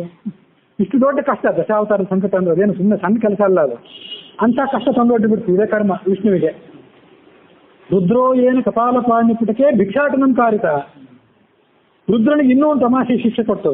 ಕೈಯಲ್ಲಿ ಒಂದು ಚಿಪ್ ಕೊಡ್ತು, ಹೋಗಿ ಭಿಕ್ಷೆ ಬೇಡ್ತಾ ಇರು ಅಂತ. ಸ್ಮಶಾನವಾಸಿಯಾಗಿರು, ಮೈಗೆಲ್ಲ ಬೂದಿ ಬೇಕು, ನಗ್ನನಾಗಿರು, ಭಿಕ್ಷೆ ಬೇಡ್ತಾ ಇರುವಂತ. ರುದ್ರೋ ಏನು ಕಪಾಲ ಪಾಣಿಪುಟಕ್ಕೆ ಭಿಕ್ಷಾಟನಂ ಕಾರಿತಃ. ಹೀಗೆ ಕರ್ಮ ಬ್ರಹ್ಮ, ವಿಷ್ಣು, ಮಹೇಶ್ವರ ಇವರನ್ನು ಕೂಡ ಆಡಿಸ್ತದೆ. ಅಂತ ಕರ್ಮಕ್ಕೆ ನಮಸ್ಕಾರ, ತಸ್ಮೈ ನಮಸ್ಕರ್ಮನೆ ಅಂತ ಕರ್ಮದ ಮಹತ್ವವನ್ನು ಸಾರುವಂತ ಒಂದು ಶ್ಲೋಕ. ಈ ಅರ್ಥ ಕರ್ಮಯೋ ಕಾರಣ ಅಂತ ಬಂದಿದ್ದರಿಂದ ಆ ಶ್ಲೋಕ ನೆನಪಾಯ್ತಷ್ಟೆ. ಹಾಗಾಗಿ ಕಾಲೇನಾಭಿಹತಃ ಕಂಸಃ ಪೂರ್ವ ಕರ್ಮ ಪ್ರಚೋದಿತಃ. ಹಿಂದೆ ಕಂಸ ಮಾಡಿದ ಕರ್ಮಕ್ಕೆ ಫಲ ಅನುಭವಿಸ್ಬೇಕಾಯ್ತು ಅವನು. ನಹಿ ಅಹಂ ಕಾರಣ ತತ್ರ. ನೋಡ್ರಿ, ನಾನೂ ಕೂಡ ಕಾರಣ ಅಲ್ಲ ಅಲ್ಲಿ. ಇದು ಎಂಥ ಮಾರ್ಮಿಕವಾದ ಮಾತಂದ್ರೆ, ಕುರುಕ್ಷೇತ್ರದಲ್ಲಿ ಅರ್ಜುನ ನಾನು ಈ ಬಂಧು ಬಾಂಧವರನ್ನು ಕೊಲ್ಲೋದಿಲ್ಲ ಅಂತ ಬಿಲ್ಲು ಬಾಣ ಕೆಳಗೆ ಬಿಸಾಕಿ ಸುಮ್ಮನೆ ಕೂತ್ಬಿಟ್ನಲ್ಲ. ನೀನು ಇವ್ರು ಯಾರನ್ನು ಕೊಲ್ಲಲಿಕ್ಕೆ ಈ ಕಾರಣ ಅಲ್ಲ, ನೀನೇ ಕಾರಣೀಭೂತ ಅಂತ ತಿಳ್ಕೊಂಡು ಭ್ರಾಂತಿ ಪಡಬೇಡ. ನೀನು ಅದಕ್ಕೆ ಬರೇ ನಿಮಿತ್ತ. ಮಯೈವೇತೆ ನಿಹತಾಹ ಪೂರ್ವಮೇವ ನಿಮಿತ್ತ ಮಾತ್ರ ಭವತವ್ಯ ಶಾಸನ ಅಂತ ಹೇಳಿದ. ಇವರನ್ನೆಲ್ಲ ನಾನೇ ಕೊಂದು ಬಿಟ್ಟಿದ್ದೇನೆ ಹಿಂದೆ, ಇವರು ಸಾವಿಗೆ ನಿಶ್ಚಿತ ಆಗಿದೆ, ಆ ಸಾವಿಗೆ ನೀನೊಂದು ನಿಮಿತ್ತ ಆಗ್ಬೇಕಷ್ಟೇ ಅಂತ ಅರ್ಜುನನಿಗೆ ಹೇಳಿದ್ದ. ಇಲ್ಲಿ ಕೃಷ್ಣ ಏನ್ ಹೇಳ್ತಾನಂದ್ರೆ, ನಾನೂ ಕೂಡ ಕಾರಣ ಅಲ್ಲ ಅದಕ್ಕೆ, ಅವನ ಕರ್ಮವೇ ಕಾರಣ, ಅವನ ಕರ್ಮ ಆಗಿತ್ತು ಅವನು ಹೊತ್ತ ಅಷ್ಟೇ. ನಹಿ ಅಹಂ ಕಾರಣಂ ತತ್ರ ಕಾಲಃ ಕರ್ಮ ಚ ಕಾರಣಂ, ಕಾಲ ಕಾರಣ ಕರ್ಮ ಕಾರಣ, ನಾನೇನ್ ಮಾಡೋದಿದೆ. ಹಾಗಾಗಿ ಭಗವಂತನಿಗೆ ವಿಷ್ಣು ಸಹಸ್ರನಾಮದಲ್ಲಿ ಮತ್ತು ವಾಸುದೇವ ಸಹಸ್ರನಾಮದಲ್ಲಿ ಸಾಕ್ಷಿ ಅಂತ ಒಂದು ಹೆಸರಿದೆ. ಸಾಕ್ಷಿ, ತಟಸ್ಥ ಅಂತ ದೇವರಿಗೆ ಬಹಳ ದೇವರ ಗುಣವನ್ನ ಅತ್ಯದ್ಭುತವಾಗಿ ಸಾರುವಂತ ಎರಡು ಪದಗಳು. ಅದೇನಂದ್ರೆ, ದೇವರು ಎಲ್ಲವನ್ನೂ ಕೂಡ ತಟಸ್ಥನಾಗಿ ನೋಡ್ತಿರ್ತಾನೆ. ತಟಸ್ಥ ಅನ್ನೋ ಶಬ್ದಕ್ಕೆ ಏನರ್ಥ? ತಟ ಅಂದ್ರೆ ತೀರ ಅಂತ ಅರ್ಥ, ದಂಡೆ ಅಂತ ಅರ್ಥ. ದಂಡೆ ಮೇಲೆ ನಿಂತು ನೋಡೋರು. ನೀವು ಒಂದು ನದಿಗೆ ಸ್ನಾನಕ್ಕೆ ಹೋಗಿದ್ದೀರಿ, ಆ ನದಿಯಲ್ಲಿ ಕಾಲ್ ಜಾರಿ ಮುಳುಗ್ತಾ ಇದ್ದೀರಿ, ದಂಡೆ ಮೇಲೆ ನಿಂತು ನೋಡ್ತಿರ್ತಾನಲ್ಲ, ಅವನು ನಿಮ್ಮನ್ನು ಕೈ ಹಿಡಿದು ಎಬ್ಬಿಸ್ಲಿಕ್ಕೂ ಬರೋದಿಲ್ಲ, ಅಲ್ಲೇ ಸುಮ್ಮನೆ ನೋಡ್ತಿರ್ತಾನೆ. ನಿಮ್ಮನ್ನು ಕೈ ಹಿಡಿದು ಎಬ್ಬಿಸ್ಬೇಕು, ಹೊರಗೆ ತರಬೇಕು ಅಂತ ಅವನಿಗೆ ಅಪೇಕ್ಷೆ ಇದ್ರೆ, ಶಕ್ತಿ ಇದ್ರೆ ಬರ್ತಾನೆ. ಇನ್ನು ಕೆಲವರು ಶಕ್ತಿ ಇದ್ರು ಅಪೇಕ್ಷೆ ಇದ್ರು ಬರೋದಿಲ್ಲ, ತಟದ ಮೇಲೆ ನಿಂತಿರ್ತಾರೆ, ಅವರಿಗೆ ತಟಸ್ಥ ಅಂತ ಕರೀತಾರೆ. ಅಂದ್ರೆ ಸಂಸಾರದಲ್ಲಿ ಮುಳುಗಿ ಒದ್ದಾಡುವವರು ನೀವು, ಅವನು ಸಂಸಾರದ ಒಳಗಿಲ್ಲ, ಅವನು ದಡದ ಮೇಲಿದ್ದಾನೆ. ಹಾಗೆ ತಟಸ್ಥ ಅನ್ನೋ ಶಬ್ದಕ್ಕೆ ಏನರ್ಥ ಅಂದ್ರೆ ಇಂಡಿಫರೆಂಟ್ ಅಂತಂತೀವಲ್ಲ. ಇಂಡಿಫರೆಂಟ್ ಅಂತ ಯಾಕಂತಾರೆ? ತಟಸ್ಥ ಅನ್ನೋ ಶಬ್ದದ ಪೂರ್ಣ ಅನುವಾದ ಅಲ್ಲ ಅದು ಇಂಡಿಫರೆಂಟ್ ಅನ್ನೋ ಶಬ್ದ. ತಟಸ್ಥ ಅಂದ್ರೆ ತಾನು ಮುಳುಗುತ್ತಿರೋರನ್ನ, ಹೇಳ್ತಿರೋರನ್ನ, ಒದ್ದಾಡ್ತಿರೋರನ್ನ ಆರಾಮಾಗಿ ನೋಡ್ತಾ ಕೂತಿರ್ತಾನೆ. ಅವನು ಯಾರನ್ನೂ ಇದ್ದಕ್ಕಿದ್ದಂತೆ ಕೈ ಬಿಟ್ಟು ಬಾ ನೀನು ಕಾಪಾಡ್ತೀನಿ ಅಂತ ಕಾಪಾಡೋದಿಲ್ಲ. ಒಮ್ಮೆ ಗಜೇಂದ್ರನ್ ಕಾಪಾಡಿದ, ಎಲ್ಲರನ್ನೂ ಎಲ್ಲಿ ಕಾಪಾಡಿದ್ದಾನೆ? ಎಲ್ಲರನ್ನೂ ಎಲ್ಲಿ ಕಾಪಾಡಲಿ? ಯಾಕಂದ್ರೆ ಕಾಪಾಡಿಸ್ಕೊಳ್ಬೇಕಾದ್ರೆ ಗಜೇಂದ್ರನ್ ಕರ್ಮದಲ್ಲಿ ಇತ್ತು, ಕಾಪಾಡಿಸ್ಕೊಂಡ. ಎಷ್ಟೋ ಜನ ಅವನಿಂದ ಕಾಪಾಡಿಸ್ಕೊಳ್ಳಾರ್ದೆ, ಅವನನ್ನು ಸ್ತೋತ್ರ ಮಾಡಿಯೂ ಕೂಡ, ಎಷ್ಟೆಷ್ಟು ಪ್ರಚಂಡವಾಗಿ ತಪಸ್ಸು ಮಾಡಿಯೂ ಕೂಡ ಮುಳುಗಿ ಹೋದವರಿದ್ದಾರೆ. ದ್ರೌಪದಿಯನ್ನು ಕಾಪಾಡಿದ ಅಂತ ನಾವು ಅನ್ಕೋತೇವೆ. ನನ್ನ ವಿಶ್ಲೇಷಣೆ ಏನಂದ್ರೆ, ಅಷ್ಟೊಂದು ನಿಜವಾಗ್ಲೂ ಕಾಪಾಡಿದ್ದೆ. ಆದ್ರೆ ದ್ರೌಪದಿಯನ್ನು ದುಶ್ಯಾಸನ ಅವಳು ವಸ್ತ್ರಕ್ಕೆ ಹೀಗೆ ಸ್ಪರ್ಶ ಮಾಡಿದ ಕೂಡಲೇ ಅವನಿಗೊಂದು ಎಲೆಕ್ಟ್ರಿಕಲ್ ಶಾಕ್ ಹೊಡೆಯುವಂಗೆ ಆಗ್ಬೇಕಾಗಿತ್ತು. ನಿಜವಾಗ್ಲೂ ಅವ್ನು ಕಾಪಾಡಿದ್ದೆ. ಆದ್ರೆ ಕಾಪಾಡಿದ್ದು ಹೌದು ಇಲ್ಲ ಅಂತಲ್ಲ, ಸುಮ್ಮನೆ ನನ್ನೊಂದು ಹಾಸ್ಯಭರಿತವಾದ ವಿಶ್ಲೇಷಣೆ ಅಷ್ಟೇ. ಅಂದ್ರೆ ಅವಳಿಗೆ ಏನಾಗಬೇಕಾಗಿತ್ತು ಅದು ಆಯ್ತು ಅಂತ. ಪೂರ್ಣವಾಗಿ ಮಾನ ಹೋಗ್ಲಿಕ್ಕೆ ಬಿಡ್ಲಿಲ್ಲ, ಆದ್ರೆ ಸ್ವಲ್ಪ ಅವಮಾನ ಆಗಬೇಕಾದದ್ದು ಅದು ಆಯ್ತು. ದ್ರೌಪದಿ ಕಥೆ, ಅರ್ಜುನ ಕಥೆ ಎಲ್ಲ ಸಂಕೇತ ಅಷ್ಟೇ. ನಮ್ಗೆಲ್ಲರಿಗೂ ಕೂಡ ನಾವೇನು 3 ಹೊತ್ತು ಸಂಧ್ಯಾವಂದನ ಮಾಡಿದ್ರೇನು, ಏನು ಪೂಜೆ ಮಾಡಿದ್ರೇನು, ಏನು ಪ್ರದಕ್ಷಿಣೆ ಹಾಕಿದ್ರೇನು, ಏನಾಗಬೇಕದು ಆಗ್ತದೆ. ಅಲ್ಲಿ ನೋಡ್ಲಿಕ್ಕೆ ನಿಂತವರು ರಾಘವೇಂದ್ರ ಸ್ವಾಮಿಗಳಾದ್ರೇನು, ವಿಜಯದಾಸರಾದ್ರೇನು, ವಾದರಾಜರಾದ್ರೇನು, ಸ್ವಯಂ ದೇವರಾದ್ರೇನು, ನಮ್ಮ ಕರ್ಮದಲ್ಲಿ ಹೀಗಿದ್ರೆ ಅವನ ಸುಮ್ಮನೆ ನಿಂತು ನೋಡ್ತಿರ್ತಾರೆ. ತಟಸ್ಥ ಆಗಿರ್ತಾನೆ ಅಷ್ಟೇ, ಅವನು ಸಾಕ್ಷಿ ಆಗಿರ್ತಾನೆ ಅಷ್ಟೇ, ಅವನು ತಾನು ಮಾಡಿರೋದಿಲ್ಲ. ಹಾಗಾಗಿ ಸಾಕ್ಷಿ ಅಂದ್ರೆ ಬರೇ ನೋಡುವವನು ಅಂತ ಅರ್ಥ. ಕೊಲೆ ನಡೆದಾಗ, ಕಳತನ ನಡೆದಾಗ ಸಾಕ್ಷಿ ಯಾರು ಅಂತ ಕೇಳ್ತಾರಲ್ಲ, ಸಾಕ್ಷಿ ಅಂದ್ರೆ ಬರೇ ನೋಡುವವನು, ತಾನಲ್ಲಿ ಭಾಗವಹಿಸಿರೋದಿಲ್ಲ ಅವನು. ಹಾಗೆ ದೇವರು ಇದೆಲ್ಲದಕ್ಕೂ ಬರೇ ಸಾಕ್ಷಿ ಅಷ್ಟೇ, ತಟಸ್ಥ. ಅವನು ದಡದ ಮೇಲೆ ನಿಂತು ನೋಡ್ತಿರ್ತಾನೆ ಹೊರತು ತಾನಲ್ಲಿ ಒಳಗೆ ಇಳಿದು ಬರೋದಿಲ್ಲ. ಕೆಲವು ಸರಿ ಇಳಿದು ಬಂದ ಘಟನೆಗಳಿಗೆ ಅಂಥ ನಿದರ್ಶನ ಪುರಾಣದಲ್ಲಿ ಸಿಗ್ತವೆ, ಅದು ಎಷ್ಟೋ ಕಡೆ ಇಳಿದು ಬಂದಿಲ್ಲ ಅನ್ನೋದು ಸತ್ಯ. ಹಾಗೆ ನಹಿ ಅಹಂ ಕಾರಣ ತತ್ರ, ಕಂಸ ಸತ್ತದಕ್ಕೆ ನಾನೇ ಕಾರಣ ಅಲ್ಲ, ಕಾಲಃ ಕರ್ಮಕ್ಕೆ ಕಾರಣ. ಸೂರ್ಯ ಸೋಮಮಯಂ ತಾತ ಕೃತ್ನಂ ಸ್ಥಾವರ ಜಂಗಮಂ ಕಾಲೇನ ನಿಘ್ನಂ ದತ್ವ ಕಾಲೇನ ಜಾಯತೆ. ಬರೇ ಮನುಷ್ಯರೇನು, ಸೂರ್ಯ, ಚಂದ್ರ, ಗ್ರಹ, ನಕ್ಷತ್ರ ಇವೆಲ್ಲವೂ ಕೂಡ ಕಾಲದ ಅಧೀನವಾಗಿ, ಕರ್ಮದ ಅಧೀನವಾಗಿ ಒಮ್ಮೆ ಹುಟ್ಟಬೇಕು. ಸೃಷ್ಟಿ ನಡೆದಾಗ ಪ್ರಳಯ ಕಾಲ ಬಂದಾಗ ಮತ್ತೆ ಅವೆಲ್ಲ ಹೋಗ್ಬೇಕು. ಇಂಥ ಪ್ರಚಂಡನಾದಂಥ ಸೂರ್ಯ, ಅಂತ ಶೀತ ಕಿರಣದಂಥ ಚಂದ್ರನು ಕೂಡ ಸಂದರ್ಭ ಬಂದಾಗ ಹೋಗಲೇಬೇಕು. ಸಕಾಲಃ ಸರ್ವಭೂತಾನ ನಿಗ್ರಹಾನುಗ್ರಹೇ ರತಃ, ಕಾಲವೇ ಪ್ರಜೆಗಳ ನಿಗ್ರಹಕ್ಕೆ, ಅದು ಶಿಕ್ಷಣಕ್ಕೆ ಮತ್ತು ಅನುಗ್ರಹಕ್ಕೆ ಕಾರಣ. ಇಲ್ಲಿ ನಾನು ಕಾರಣ ಅಲ್ಲ, ಕಾಲವೇ ಕಾರಣ ಅಂತ ಈಗ ಹೇಳ್ತಾನಲ್ಲ, ಮತ್ತೊಂದು ಅರ್ಥ ಸ್ವೀಕಾರ ಮಾಡಬೇಕು. ಕಾಲಸ್ವರೂಪಿಯಾಗಿ ನಾನೇ ಅವ್ರ ಒಳಗೆ ನಿಂತು ಮಾಡಿಸ್ತೇನೆ ಅಂತ. ಅಥವಾಹಂ ಭವಿಷ್ಯಾಮಿ ಕಾರಣಂ ನಾತು ಸಂಶಯ ಪರಾಯಣ ಪರಕಾಲ ಕಿಂ ಕರಿಷ್ಯತ್ಯಕಾರಣ. ಅದನ್ನೇ 45ನೇ ಶ್ಲೋಕದಲ್ಲಿ ಮತ್ತೊಂದು ಕೃಷ್ಣ ಅದನ್ನ ಹೇಳ್ತಾನೆ. ನಿಮಿತ್ತ ಅಲ್ಲ ಅಂತ ನಾನು ಹೇಳಿದೆ, ಕಂಸನ ಹತ್ಯೆಗೆ ನಿಮಿತ್ತ ಅಲ್ಲ ಅಂತ ನಾನು ಹೇಳಿದೆ. ಹೌದು, ನಿಮಿತ್ತ ಹೌದು ಅಂತ ಇಟ್ಕೊಂಡ್ರೆ ಏನು ತಪ್ಪಿಲ್ಲ. ಯಾಕೆಂದ್ರೆ ಎಲ್ಲರ ಎದುರಿನಲ್ಲಿ ನಾನೇ ಅವನನ್ನು ಕೊಂದೆ. ಆದ್ರೆ ಯಾಕೆ ಕೊಂದೆ ಅಂದ್ರೆ ಅವ್ನ ಪಾಪ ಆಗಿತ್ತು. ಪಾಪ ಇಲ್ಲದೇ ಇದ್ದವ್ರನ್ನ ನಾನು ಕೊಲ್ಲೋದಿಲ್ಲ. ಯಾರಿಗೆ ನಿಮಿತ್ತ ಇರ್ತದೋ ನಿಮಿತ್ತ ಇದ್ದವ್ರನ್ನ ಕೊಲ್ತೀನಿ, ನಿಮಿತ್ತ ಇಲ್ಲದೇ ಇದ್ದವ್ರನ್ನ ಕೊಲ್ಲೋದಿಲ್ಲ. ಕಾಲಸ್ತು ಬಲವಾನ್ ರಾಜನ್ ದುರ್ವಿಜ್ಞೇಯ ಹಿ ಸಾಗತಿ ಪರಾವರ ವಿಶೇಷಜ್ಞ ಯಾಂತಿ ಸಮದರ್ಶಿನಃ. ಕಾಲದ ಗತಿ ಏನಿದೆ ಅದು ಯಾರಿಗೂ ಕೂಡ ದಾಟ್ಲಿಕ್ಕೆ ಆಗದೇ ಇರುವಂಥದ್ದು. ಹಾಗಾಗಿ ಕಾಲಕ್ಕನುಸಾರವಾಗಿ ಏನಾಗಬೇಕಾಗಿತ್ತು ಅದಾಯ್ತು. ಹಾಗಾಗಿ ನೀನು ವಿಚಾರ ಮಾಡಬೇಡ, ರಾಜ್ಯವನ್ನು ನೀನೇ ತಗೋ, ಸಂಪತ್ತನ್ನು ನೀನೇ ತಗೋ ಅಂತ ಹೇಳಿದಲ್ಲ, ಆ ಮಾತು ಮಾತ್ರ ಹೇಳಬೇಡ. ನಹಿ ರಾಜ್ಯೇನ ಮೇ ಕಾರ್ಯ, ನಾನು ರಾಜ ಆಗಲಿಕ್ಕಾಗಿ ಹುಟ್ಟಿ ಬಂದಿಲ್ಲ ಈ ಜಗತ್ತಿನಲ್ಲಿ. ನನಗೆ ರಾಜ್ಯ ಬೇಕಾಗಿಲ್ಲ. ರಾಜ್ಯ ಲೋಭದಿಂದ ನಾನು ಕಂಸನನ್ನು ಸಂಹಾರ ಮಾಡಲಿಲ್ಲ, ಅವನು ದುಷ್ಟತನದಿಂದ ಬೇಸತ್ತು, ನಾನು ದುಷ್ಟತನದಿಂದ ಕ್ರುದ್ಧನಾಗಿ ನಾನು ಸಂಹಾರ ಮಾಡಿದ್ದೇನೆ ಅಷ್ಟೇ. ಕಿಂತು ಲೋಕಹಿತಾರ್ಥಾಯ ಕೀರ್ತ್ಯರ್ಥಂಚ ಸುತಸ್ತವ, ಲೋಕದ ಹಿತಕ್ಕಾಗಿ ಪರಿತ್ರಾಣಾಯ ಸಾಧೂನಾಂ ವಿನಾಶಾಯ ದುಷ್ಟತಾಂ ಅಂತ ಭಗವದ್ಗೀತಾದಲ್ಲಿ ಏನು ಹೇಳ್ತಂದ್ರೆ, ಧರ್ಮವನ್ನು ಎತ್ತಿ ಹಿಡಬೇಕು, ಅಧರ್ಮವನ್ನು ಮೆಟ್ಟಿ ನಿಲ್ಲಬೇಕು. ಅದಕ್ಕಾಗಿ ನಾನು ಕಂಸನನ್ನು ಸಂಹಾರ ಮಾಡಿದ ಹೊರತು ಈ ದುಡ್ಡು ಕೀರ್ತಿ ಇತ್ಯಾದಿಗಳಿಗಾಗಿ ನಾನು ಕಂಸನನ್ನು ಸಂಹಾರ ಮಾಡಲಿಲ್ಲ. ಕಾಡಿಗೆ ನೀನು ಹೋಗ್ಬೇಕಾಗಿಲ್ಲ, ನಾನೇ ಹೋಗ್ತೀನಿ ಅಂತ ಕೃಷ್ಣ. ನೀನು ವಾನಪ್ರಸ್ಥಾಶ್ರಮ ಸ್ವೀಕಾರ ಮಾಡಿಬಿಡ್ತೀನಿ, ಕಾಡಿಗೆ ಹೋಗಿಬಿಡ್ತೀನಿ ಹೆಂಡತಿ ಸೊಸೆಯಿಂದ ಕರ್ಕೊಂಡು ಅಂತ ಹೇಳ್ತೀಯಲ್ಲ, ಬೇಡ, ನೀನು ರಾಜನಾಗಿರು, ನಾನೇ ಕಾಡಿಗೆ ಹೋಗ್ತೀನಿ. ಕಾಡಿನಲ್ಲಿ ಇದ್ದು ನಮ್ಗೆ ಅಭ್ಯಾಸನೇ ಇದೆ, ಗೋಪಾಲಕ ನಮ್ಮ ಜೊತೆಗಾರರೇ ಇದ್ದಾರೆ, ನಾನೇ ಕಾಡಿಗೆ ಹೋಗ್ತೀನಿ. ಭವಾನ್ ರಾಜಸ್ತು ಮಾನ್ಯೋಮೆ ಯದೂನಾಂ ಅಗ್ರಣಿ ಪ್ರಭು, ಈಗ ಯದುವಂಶದಲ್ಲಿ ಜ್ಯೇಷ್ಠನಾದವನು ನೀನೇ, ಎಲ್ಲರಿಗೂ ಸೀನಿಯರ್ ಆದವನು ನೀನೇ, ನೀನೇ ರಾಜನಾಗು, ನಿನಗೆ ಜಯವಾಗಲಿ.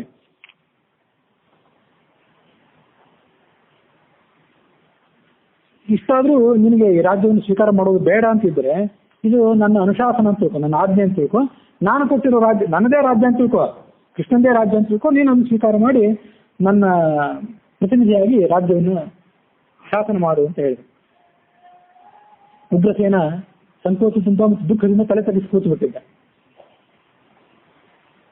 ಆ ಉಗ್ರಸೇನ ತಲೆ ತಗ್ಗಿಸಿ ಕೂತಿದ್ದಾಗ ಕೃಷ್ಣ ಅವನಿಗೆ ಈ ಮಾತುಗಳೆಲ್ಲ ಸಮ್ಮತವಾಗಿದೆ ಅಂತ ಸಮ್ಮತವಾಗಿದೆ ಅಂತ ಭಾವಿಸಿದ ಮೇಲೆ ಉಗ್ರಸೇನ ಕಡೆಯಿಂದ ಎಲ್ಲ ಉತ್ತರ ಕ್ರಿಯೆಗಳನ್ನು ಮಾಡಿಸಿದ.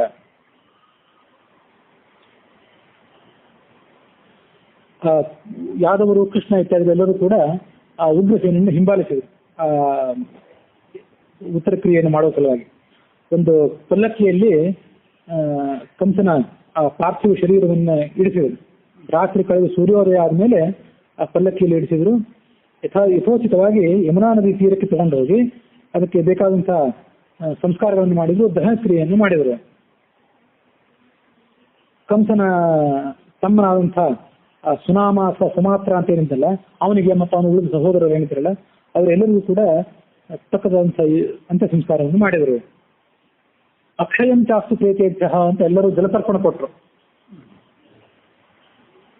ಈ ಸತ್ತು ಹೋದಂತಹ ಕಂಸ, ಅವನ ಸಹೋದರ ಇತ್ಯಾದಿ ಎಲ್ಲರಿಗೂ ಕೂಡ ಈ ವೃಷ್ಣಿ, ಅಂಧಕರು, ಭೋಜರು ಅಂತ ಯಾರದ ಕುಲದ ವಿಭಿನ್ನ ಕವಲುಗಳೇನಿರ್ತಲ್ಲ ಅವರೆಲ್ಲರೂ ಕೂಡ ಅವರಿಗೆ ಜಲತರ್ಪಣವನ್ನು ಕೊಟ್ಟರು. ಉಗ್ರಸೇನನು ಕೂಡ ಆ ಶ್ರಾದ್ದದ ಸಂದರ್ಭದಲ್ಲಿ ಅವನ ಸದ್ಗತಿ ಪ್ರಾಪ್ತಿಗಾಗಿ, ಅವನಿಗೆ ಸದ್ಗತಿ ಆಯ್ತೋ ಇಲ್ಲ ಕಂಸನಿಗೆ, ಇವನಂತೂ ತನ್ನ ಕರ್ತವ್ಯ ಮಾಡಿದ. ಬ್ರಾಹ್ಮಣರಿಗೆ 10 ಕೋಟಿ ಸುವರ್ಣ ಮುದ್ರಿಕೆಗಳನ್ನು ದಾನ ಮಾಡಿದ. ಸುವರ್ಣ ಮುದ್ರಿಕೆಗಳಿಂದ ಈಗಿನ ಕಾಲದಲ್ಲಿ ನಾಣ್ಯಗಳು ಇರ್ತಾವಲ್ಲ, ಆ ಥರದ್ದು ಏನಾದರೂ ಇದ್ದಿರಬೇಕು, ರಾಜಮುದ್ರೆ ಇರುವಂಥದ್ದು ಇದ್ದಿರಬೇಕು. ಗೋವುಗಳನ್ನು ದಾನ ಮಾಡಿದ, ರತ್ನಗಳನ್ನು ಇತ್ಯಾದಿಗಳನ್ನು ದಾನ ಮಾಡಿದ. ಕಂಸನಿಗೂ ಸುನಾಮನಿಗೂ ಸದ್ಗತಿ ಆಗಲಿ, ಅಕ್ಷಯವಾದಂತಹ ಸದ್ಗತಿ ಆಗಲಿ ಅಂತ ಹೇಳ್ತಾ ಇದ್ದ ಆ ಅಪ್ಪ. ತನ್ನ ಕರ್ತವ್ಯ ಮಾಡಿದ. ಹೀಗೆ ಅವರೆಲ್ಲ ಉತ್ತರ ಕ್ರಿಯೆಯನ್ನು ಮುಗಿಸಿ ಮಥುರಾನಗರಿಗೆ ಹಿಂತಿರುಗಿದ ಅಲ್ಲಿಗೆ 32ನೇ ಅಧ್ಯಾಯ ಮುಗಿತು. ಆ 32ನೇ ಅಧ್ಯಾಯ ಮುಗಿದ ಮೇಲೆ ಮುಂದೆ ನಾವು ತಾವು ಋಣಮುಕ್ತರಾದ್ರು, ಅದ್ರ ಜೊತೆಗೆ ಸದ್ಗತಿನೂ ಆಗಲಿ ಅವನಿಗೆ ಅಂತ ಪ್ರಾರ್ಥನೆ ಮಾಡಿದ್ರು. ಅವನಿಗೆ ಸದ್ಗತಿ ಆಯ್ತು ಅಲ್ಲ, ಇವರಂತೂ ಋಣಮುಕ್ತರಾದ್ರು, ತಮ್ಮ ಕರ್ತವ್ಯವನ್ನು ತಾನು ಮಾಡಬೇಕು ಅಂತ. ಆ ನಡುವೆ ನಾವು ಭಾಗವತದಲ್ಲಿ ನಡೆಯುವಂಥ ಕಥೆಯನ್ನು ಗಮನಿಸಬೇಕು. ಅದೇನೆಂದ್ರೆ, ಕಥೆ ಎಲ್ಲಿ ನಿಂತಿತ್ತು ಭಾಗವತದಲ್ಲಿ ಅಂದ್ರೆ, ಕೃಷ್ಣ ಬಲರಾಮರಿಬ್ಬರು ವಸುದೇವ ಮತ್ತು ದೇವಕಿಯರ ಹತ್ರ ಬಂದರು. ಆದರೆ ಆ ವಸುದೇವ ದೇವಕಿಯರಿಬ್ಬರು ಅವರನ್ನು ಬಾಕಿ ತಬ್ಕೊಳ್ಳೇ ಇಲ್ಲ. ಅವರು ಭಯಭ್ರಾಂತರಾಗಿಬಿಟ್ಟಿದ್ರು. ಜಗದೀಶ್ವರರಾದಂತಹ ಇಂಥ ಮಹಾಪರಾಕ್ರಮವನ್ನು ಪ್ರದರ್ಶನ ಮಾಡಿದವರು ಇವರಿಬ್ರು ನಮ್ಮ ಮಕ್ಕಳು ಹೇಗಾಗ್ತಾರೆ ಅಂತ ಸಂದೇಹ ಹಾಗೆ ನಿಂತು ಬಿಟ್ಟಿದ್ರು ಅಂತಿದೆ ಭಾಗವತದಲ್ಲಿ. ಹರಿವಂಶದಲ್ಲಿ ಕೂಡಲೇ ದೇವಕಿ ಆತನ ತಬ್ಕೊಂಡ್ಲು ಅಂತಿದೆ.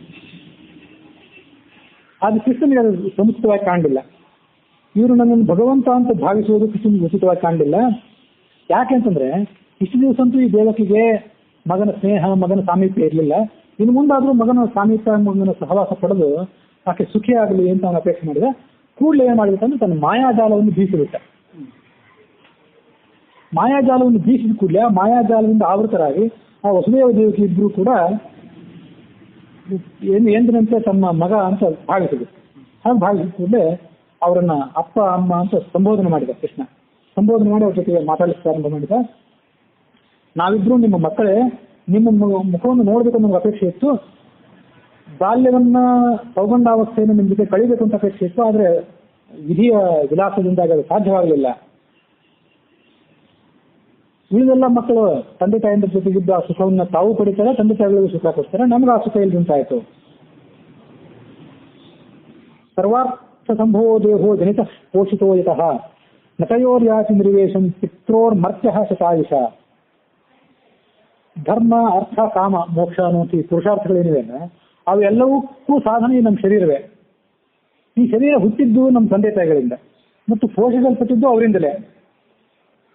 ನೀವು ಹುಟ್ಟಿದ ಕೂಡಲೇ ಸಾಯೋ ತನಕ ನಿಮ್ಮ ತಂದೆ ತಾಯಿಗಳ ಸೇವೆ ಮಾಡಿದ್ರು, ಅನವರತವಾಗಿ ಸೇವೆ ಮಾಡಿದ್ರು ಆ ತಂದೆ ತಾಯಿಗಳ ಋಣವನ್ನು ತೀರಿಸಲಿಕ್ಕಾಗೋದಿಲ್ಲ. ಅಷ್ಟು ಮಹತ್ತರವಾಗುತ್ತೆ ತಂದೆ ತಾಯಿಗಳ ಋಣ.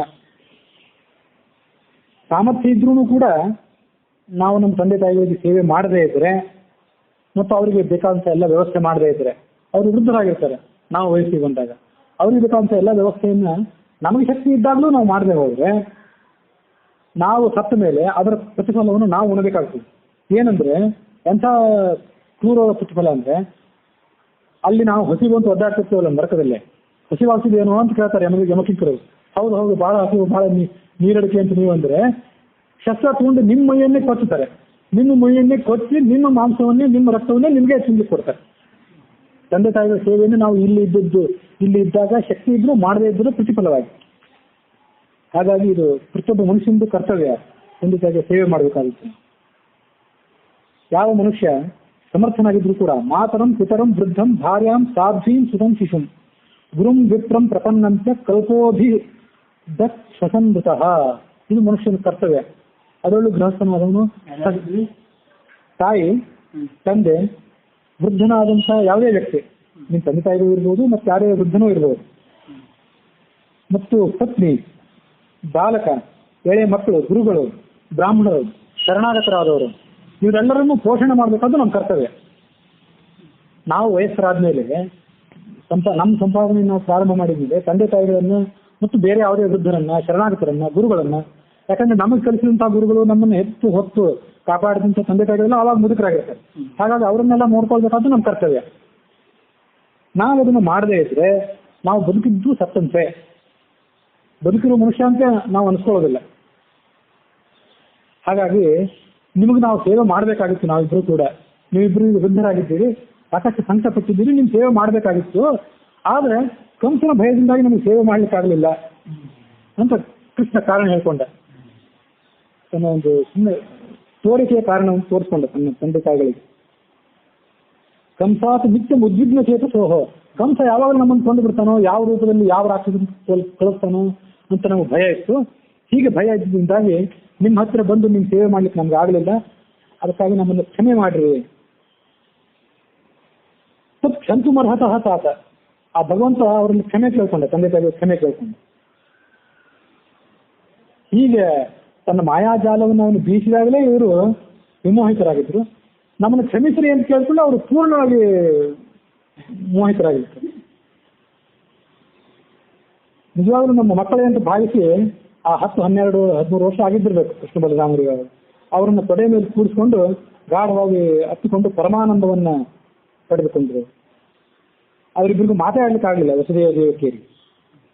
ಆಮೇಲೆ ಕೃಷ್ಣ ಏನ್ ಮಾಡಿದ ಅಂದ್ರೆ, ತನ್ನ ತಾಯಿಯ ತಂದೆಯಾದಂಥ ಆ ಉಗ್ರಸೇನ ಅವನನ್ನ ರಾಜನನ್ನಾಗಿ ಮಾಡಿದ.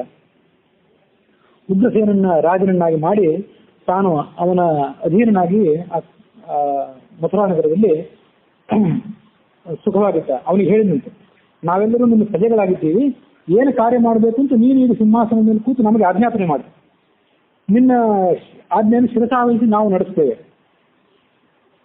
ವಾಸ್ತವಿಕವಾಗಿ ಈ ಯದುವಂಶದವರಿಗೆ ಯಯಾತಿ ಮಹಾರಾಜನ ಶಾಪ ಇದೆ, ನಿಮ್ಗೆ ಸಿಂಹಾಸನದ ಅಧಿಕಾರ ಸಿಗದೆ ಹೋಗಲಿ ಅಂತ. ಆ ಕಥೆಯನ್ನು ನೆನಪು ಮಾಡ್ಕೊಡ್ರಿ. ಅಥವಾ ಗೊತ್ತಿಲ್ಲದೆ ಇದ್ದವರು ಮತ್ತೊಂದ್ಸರಿ ಸಂಕ್ಷಿಪ್ತ ಆಗೋದನ್ನು ಹೇಳ್ತೀನಿ. ಯಯಾತಿಗೆ ಅಕಾಲದಲ್ಲಿ ವೃದ್ಧಾಪ್ಯ ಬಂದ್ಬಿಟ್ಟಿತ್ತು ಶುಕ್ರಾಚಾರ್ಯನ ಶಾಪದಿಂದ. ಆಗ ಆ ಶುಕ್ರಾಚಾರ್ಯ ಮತ್ತೆ ಒಂದು ಬೇಡ್ಕೊಂಡ, ನಿನ್ನ ಮಗಳೇ ನನ್ನ ಹೆಂಡತಿ, ಬೇರೆ ಯಾರು ಅಲ್ಲ, ನಾನು ಮುದುಕ ಆದ್ರೆ ತೊಂದರೆ ಯಾರಿಗೆ, ನಿಮ್ಮ ಮಗಳಿಗೆ ಏನಾದ್ರೂ ಮಾಡಿ ನನ್ನ ವೃದ್ಧಾಪ್ಯವನ್ನು ಹೋಗಲಾಡಿಸಿರಿ ಅಂತ ಬೇಡ್ಕೊಂಡಿದ್ದ. ಆಯ್ತು, ಹಾಗಿದ್ರೆ ನಿನ್ನ ವೃದ್ಧಾಪ್ಯವನ್ನು ಯಾರು ಸ್ವೀಕಾರ ಮಾಡಿ ಅವರ ಕಾರುಣ್ಯವನ್ನು ನೀನು ತಗೊಳ್ಳೋದಾದ್ರೆ ಸಾಧ್ಯ ಆಗ್ತದೆ ಅಂದಿದ್ರು ಅವರು. ಅವನು 4 ಜನ 5 ಜನ ಮಕ್ಕಳು ಹುಟ್ಟಿದ್ರಲ್ಲ, ಅವರೆಲ್ಲರನ್ನು ಕೇಳ್ಕೊಂಡ, ಅವರೊಬ್ಬೊಬ್ರು ಒಂದೊಂದು ಕಾರಣ ಹೇಳಿದ್ರು. ಯದು ಅಂತ ಒಬ್ಬ ಇದ್ದವರಲ್ಲಿ, ನನಗೇನು ನಿನ್ ಮುಟ್ಟಿಸ್ಕೊಂಡು ನಾನೇನು ಮಾಡಲಿ, ನನಗೇನು ಸುಖ ಪಡ್ಲಿಕ್ಕಾಗೋದಿಲ್ಲ, ಏನು ಅದರಲ್ಲಿ ಸ್ವಾರಸ್ಯ ಇಲ್ಲ ಅಂತ ಅಂದ್ಬಿಟ್ಟಿದ್ದ. ಅವನಿಗೆ ನಿನ್ನ ಸಂತತಿಯವರಿಗೆ ರಾಜ್ಯಾಧಿಕಾರ ಇಲ್ಲದೆ ಇರಲಿ ಅಂತ ಶಾಪ ಕೊಟ್ಟಿದ್ದ. ಮತ್ತೊಬ್ಬರಿಗೆ ನೀವು ಲೇನ್ಸರಾಗಿರಿ ಅಂತ ಶಾಪ ಕೊಟ್ಟಿದ್ದ. ಹೀಗೇನೇನೋ ಶಾಪ ಕೊಟ್ಟಿದ್ದ. ಕೊನೆಗೆ ಪೂರು ಅಂತ ಇದ್ದ. ಆ ಪೂರು ಅನ್ನೋವನಿಗೆ ಅವನು ಆ ತಂದೆ ಮಾತನ್ನು ಒಪ್ಪಿ ತನ್ನ ಮುಖವನ್ನು ಅವನಿಗೆ ಕೊಟ್ಟಿದ್ದ. ಅವನು ತನ್ನ ಯೌವನವನ್ನು ತಂದೆ ಕೊಟ್ಟು ತಂದೆಯ ಮುಖವನ್ನು ತಾನು ತಗೊಂಡಿದ್ದ. ಆ ವಂಶದಲ್ಲಿ ಬಂದವರು ಪಾಂಡವರು, ಯದುವಿನ ವಂಶದಲ್ಲಿ ಬಂದವರು ಕೃಷ್ಣಾದಿಗಳು. ಹಾಗಾಗಿ ಯದುವಿನ ಶಾಪದಿಂದ ಆ ಈ ಯಾದವರಿಗೆ ರಾಜ್ಯಾಧಿಕಾರ ಇಲ್ಲ. ಆದರೂ ಕೂಡ ಕೃಷ್ಣ ಏನ್ ಮಾಡಿದ ಅಂದ್ರೆ ತನ್ನ ಶಕ್ತಿಯ ಬಲದಿಂದ ಆ ಉಗ್ರಸೇನನ್ನ ಸಾಮ್ರಾಜ್ಯದ ಮೇಲೆ ಕೂರಿಸಿದ. ಕಂಸನೂ ಕೂಡ ಯದುವಂಶದಲ್ಲೇ ಬಂದವನಾದ್ರೂ ಆತನು ತನ್ನ ದರ್ಪದಿಂದೇ ರಾಜ್ಯದ ಮೇಲೆ ಕೂತಿದ್ದ, ತನ್ನ ಸ್ವಂತ ಪರಾಕ್ರಮದಿಂದ. ಆ ಶಾಪ ಇದ್ರೂ ಕೂಡ ಈಗ ಕೃಷ್ಣ ಏನ್ ಮಾಡಿದ ಅಂದ್ರೆ ತನ್ನ ಅನುಗ್ರಹದ ಬಲದಿಂದ ಆ ಉಗ್ರಸೇನನ್ನ ಸಿಂಹಾಸನಕ್ಕೆ ಏರಿಸಿದ ಅಂತ ವಿಷ್ಣು ಪುರಾಣದಲ್ಲಿ ಮಾಹಿತಿ ಇದೆ. ಭಾಗವತದಲ್ಲೂ ಕೂಡ ಅದೇ ಮಾಹಿತಿ ಇದೆ. ಯದುವಂಶೀಯರು ರಾಜಸಿಂಹಾಸನದಲ್ಲಿ ಕೂತ್ಕೊಳ್ಬಾರದು ಅಂತ ಯಾಕೆ ಶಾಪ ಇದೆ, ಆದರೂ ಕೂಡ ನಾನು ನಿನ್ನ ಈ ಸಿಂಹಾಸನದಲ್ಲಿ ಕೂರಿಸ್ತೇನೆ ಅಂತ ಕೃಷ್ಣ ಆತನಿಗೆ ಆ ಉಗ್ರಸೇನಿಗೆ ಸಮಾಧಾನ ಹೇಳಿದ. ಹೇಳಿ ನಿನ್ನ ಆಜ್ಞೆಯಂತೆ ನಾವು ನಡ್ಕೋತೀವಿ ಅಂತ ಹೇಳಿದ.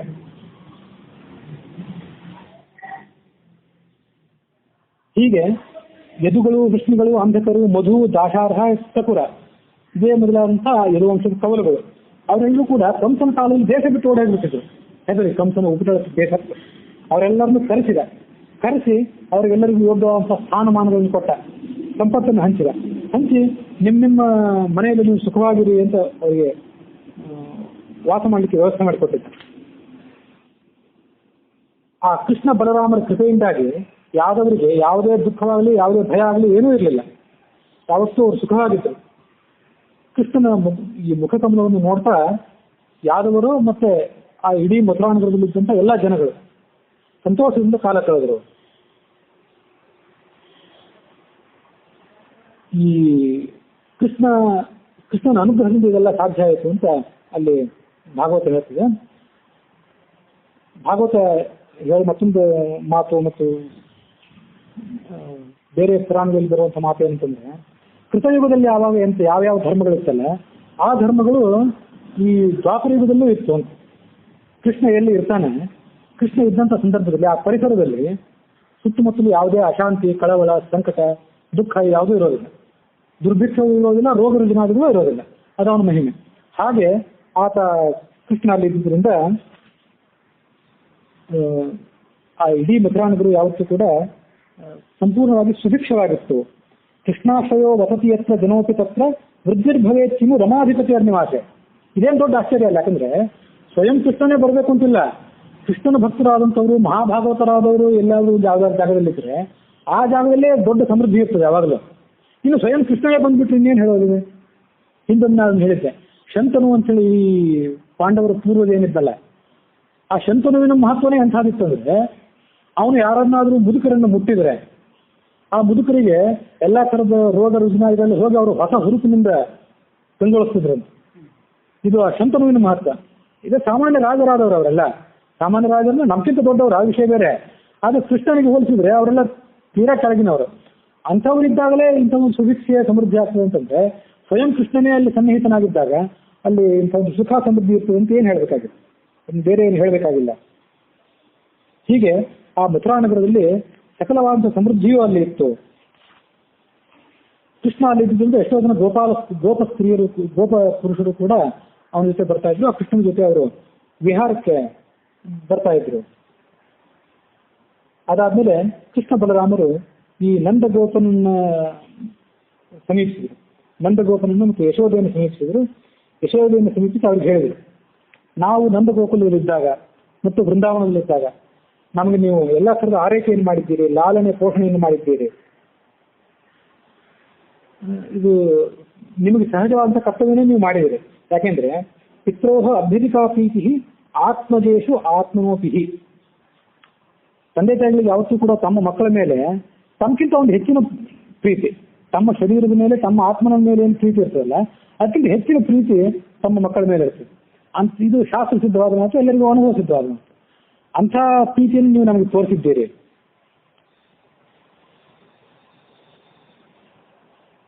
ನಿಜವಾಗಿ ತಂದೆ ತಾಯಿಗಳನ್ನು ಯಾವ ತರ ಇರಬೇಕು ಅಂತ ನೀವು ತೋರಿಸಿಕೊಟ್ಟಿದ್ದೀರಿ. ಈಗ ಉಗ್ರಸೇನಿನ ರಾಜ್ಯ ಸ್ವೀಕಾರ ಮತ್ತು ಅವನ ರಾಜ್ಯ ಪಟ್ಟಾಭಿಷೇಕ ಆಗುತ್ತೆ ಅಂತ ನೀವು ಇಲ್ಲಿ ಇದ್ದೀರಿ, ಎಲ್ಲ ಕಾರ್ಯಕ್ರಮ ಮುಗಿದಿವೆ, ನೀವಿನ್ನ ಗೋಕುಲಕ್ಕೆ ಹೋಗಿರಿ ಅಂತ ಅವರನ್ನ ಕಳಿಸ್ಕೊಟ್ಟ. ಹಿಂದೊಮ್ಮೆ ಆ ಯಶೋದೆ ಮತ್ತು ನಂದಗೋಪ ಇಬ್ರು ಕೂಡ ಈ ಮಥುರಾ ನಗರಕ್ಕೆ ಬಂದಿದ್ರೋ ಇಲ್ಲೋ ಅಂತ ನನಗೆ ಸಂದೇಹ ಇದೆ ಅಂತ ಹೇಳಿದ್ದೆ ನಾನು ಈಗ ಒಂದು 2-3 ದಿವಸದ ಹಿಂದೆ.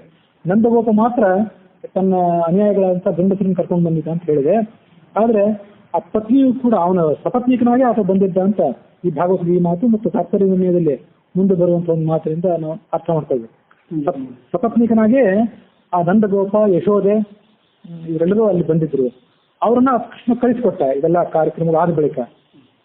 ಈಗ ಸದ್ಯ ನೀವು ಹೋಗಿ ನಮ್ಮ ವಿಯೋಗ ಆಯಿತು ಅಂತ ನೀವು ದುಃಖ ಪಡಬೇಕಾಗಿಲ್ಲ, ಮತ್ತೊಂದು ಕಾಲಕ್ಕೆ ನಾನೇ ನಿಮ್ಮ ಹತ್ರ ಬರ್ತೇನೆ, ಬಂದು ನಿಮ್ಮ ಜೊತೆ ಕೆಲವು ಕಾಲವನ್ನು ನಾನು ಕಳೀತೇನೆ ಅಂತ ಹೇಳಿದೆ. ಹೇಳಿ ಅವರೆಲ್ಲರಿಗೂ ಕೂಡ ತಂದೆ ತಾಯಿಗಳಿಗೆ ಮತ್ತು ಅವರ ಜೊತೆ ಬಂದಂತ ಉಳಿದ ಎಷ್ಟೋ ಜನ ಗೋಪಾಲಕರಿಗೆ ಅವರ ಸ್ಥಾನಮಾನಕ್ಕೆ ತಕ್ಕಂಥ ಸನ್ಮಾನಗಳನ್ನು ಮಾಡಿದ. ಸನ್ಮಾನ ಮಾಡಿದ ಮೇಲೆ ನಂದಗೋಪ ಕಣ್ಣಿನಲ್ಲಿ ನೀರು ಹಾಕ್ತಾ ಅಲ್ಲಿಂದ ಮಥುರಾ ನಗರವನ್ನು ಬಿಟ್ಟು ನಂದಗೋಕುಲಕ್ಕೆ ಪ್ರಯಾಣ ಮಾಡಿದ.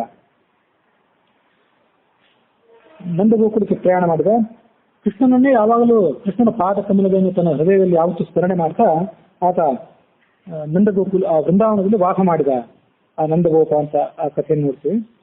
ಅದಾದ ಬಳಿಕ ನಡೆದಂತ ಕಥೆ ಏನಂದ್ರೆ, ಈ ಕೃಷ್ಣ ಮತ್ತು ಬಲರಾಮ ಇಬ್ಬರಿಗೂ ಕೂಡ ಉಪನಯನ ಸಂಸ್ಕಾರ ದ್ವಿಜ ಅಂತ ಸಂಸ್ಕಾರ. ದ್ವಿಜರು ಅಂತಂದ್ರೆ ಕ್ಷತ್ರಿಯರು, ಬ್ರಾಹ್ಮಣರು ಮತ್ತು ವೈಶ್ಯರು 3 ಜನರಿಗೆ ದ್ವಿಜರು ಅಂತ ಕರೀತಾರೆ. ಹುಟ್ಟಿದಂದಿನಿಂದ ಅವರು ಶೂದ್ರರು, ಆದರೆ ಗರ್ಭಾಷ್ಟಮದಲ್ಲಿ 8ನೇ ವರ್ಷದಲ್ಲಿ 7ನೇ ವರ್ಷದಲ್ಲಿ ಅವ್ರಿಗೆ ಏನು ಉಪನಯನ ಮಾಡ್ತಾರಲ್ಲ, ಆವಾಗ ಆ ಉಪನಯನ ಸಂಸ್ಕಾರ ಅಂತಂದ್ರೆ ಬ್ರಾಹ್ಮಣರಿಗೆ, ಕ್ಷತ್ರಿಯರಿಗೆ, ವೈಶ್ಯರಿಗೆ 3 ಜನರಿಗೂ ವಿಹಿತವಾಗಿತ್ತು. ಹಾಗೆ ಇವರು ಕ್ಷತ್ರಿಯರಾದ್ರಿಂದ ಇವರು ಕೂಡ ಯಜ್ಞೋಪವೀತವನ್ನು ಧಾರಣೆ ಮಾಡಿ ದ್ವಿಜರು ಅಂತ ಅನ್ಸ್ಕೊಂಡ್ರು. ಸಕಲ ರೀತಿಯಾದಂತಹ ಶಿಕ್ಷಣವನ್ನು ಕೂಡ ಅವರು ಪಡ್ಕೊಳ್ಳಿಕ್ಕೆ ಸನ್ನದ್ಧರಾದರು. ಇದೆಲ್ಲ ಯಾಕಾಗಿ ಮಾಡಿದ ಆ ಉಪನಯನ ಶಿಕ್ಷಣ ಇತ್ಯಾದಿಗಳೆಲ್ಲ ಯಾಕೆ ಬೇಕು ಅಂತಂದ್ರೆ, ದೇವತೆಗಳು ತಮ್ಮ ಲೋಕವನ್ನು ಬಿಟ್ಟು ಈ ಮನುಷ್ಯರ ನಡುವೆ ಏನು ಇರ್ತಾರಲ್ಲ, ಇದ್ದಾಗ ಮನುಷ್ಯರಂತೆ ಅವ್ರು ನಡ್ಕೋಬೇಕು. ತಾವು ದೇವತೆಗಳಾಗಿದ್ದೀರಿ, ನಮ್ಗೆ ಆ ಸಂಸ್ಕಾರ ಬೇಕಾಗಿಲ್ಲ, ಆ ಶಾಸ್ತ್ರ ಬೇಕಾಗಿಲ್ಲ ಅಂತ ಅವರನ್ನ ತಿರಸ್ಕಾರ ಮಾಡಬಾರದು. ಮನುಷ್ಯರ ನಡುವೆ ಬಂದು ಹುಟ್ಟಿದಾಗ ಮನುಷ್ಯರಂತೆ ನಡ್ಕೊಳ್ಬೇಕಾದ ಅವ್ರ ಕರ್ತವ್ಯ. ಹೀಗೆ ದೇವತೆಗಳಿಗೆ ಆ ಶಿಕ್ಷಣವನ್ನು ಕೊಡಿಸೋದಕ್ಕಾಗಿ ಸ್ವಯಂ ಕೃಷ್ಣ ಬಲರಾಮರು ಕೂಡ ತಾವು ಶಾಸ್ತ್ರದ ವಿಧಿಗೆ ಕಟ್ಟು ಬಿದ್ದು ಉಪನಯನ ಸಂಸ್ಕಾರಕ್ಕೆ ಒಳಗಾದರು ಮತ್ತು ಶಿಕ್ಷಣವನ್ನು ಕೂಡ ಅವರು ಮಾಡಿಕೊಂಡ್ರು ಅಂತ ನಾವು ಆ ಕಥೆಯನ್ನು ಭಾಗವತಾದಿಗಳಲ್ಲಿ ನೋಡ್ತೇವೆ.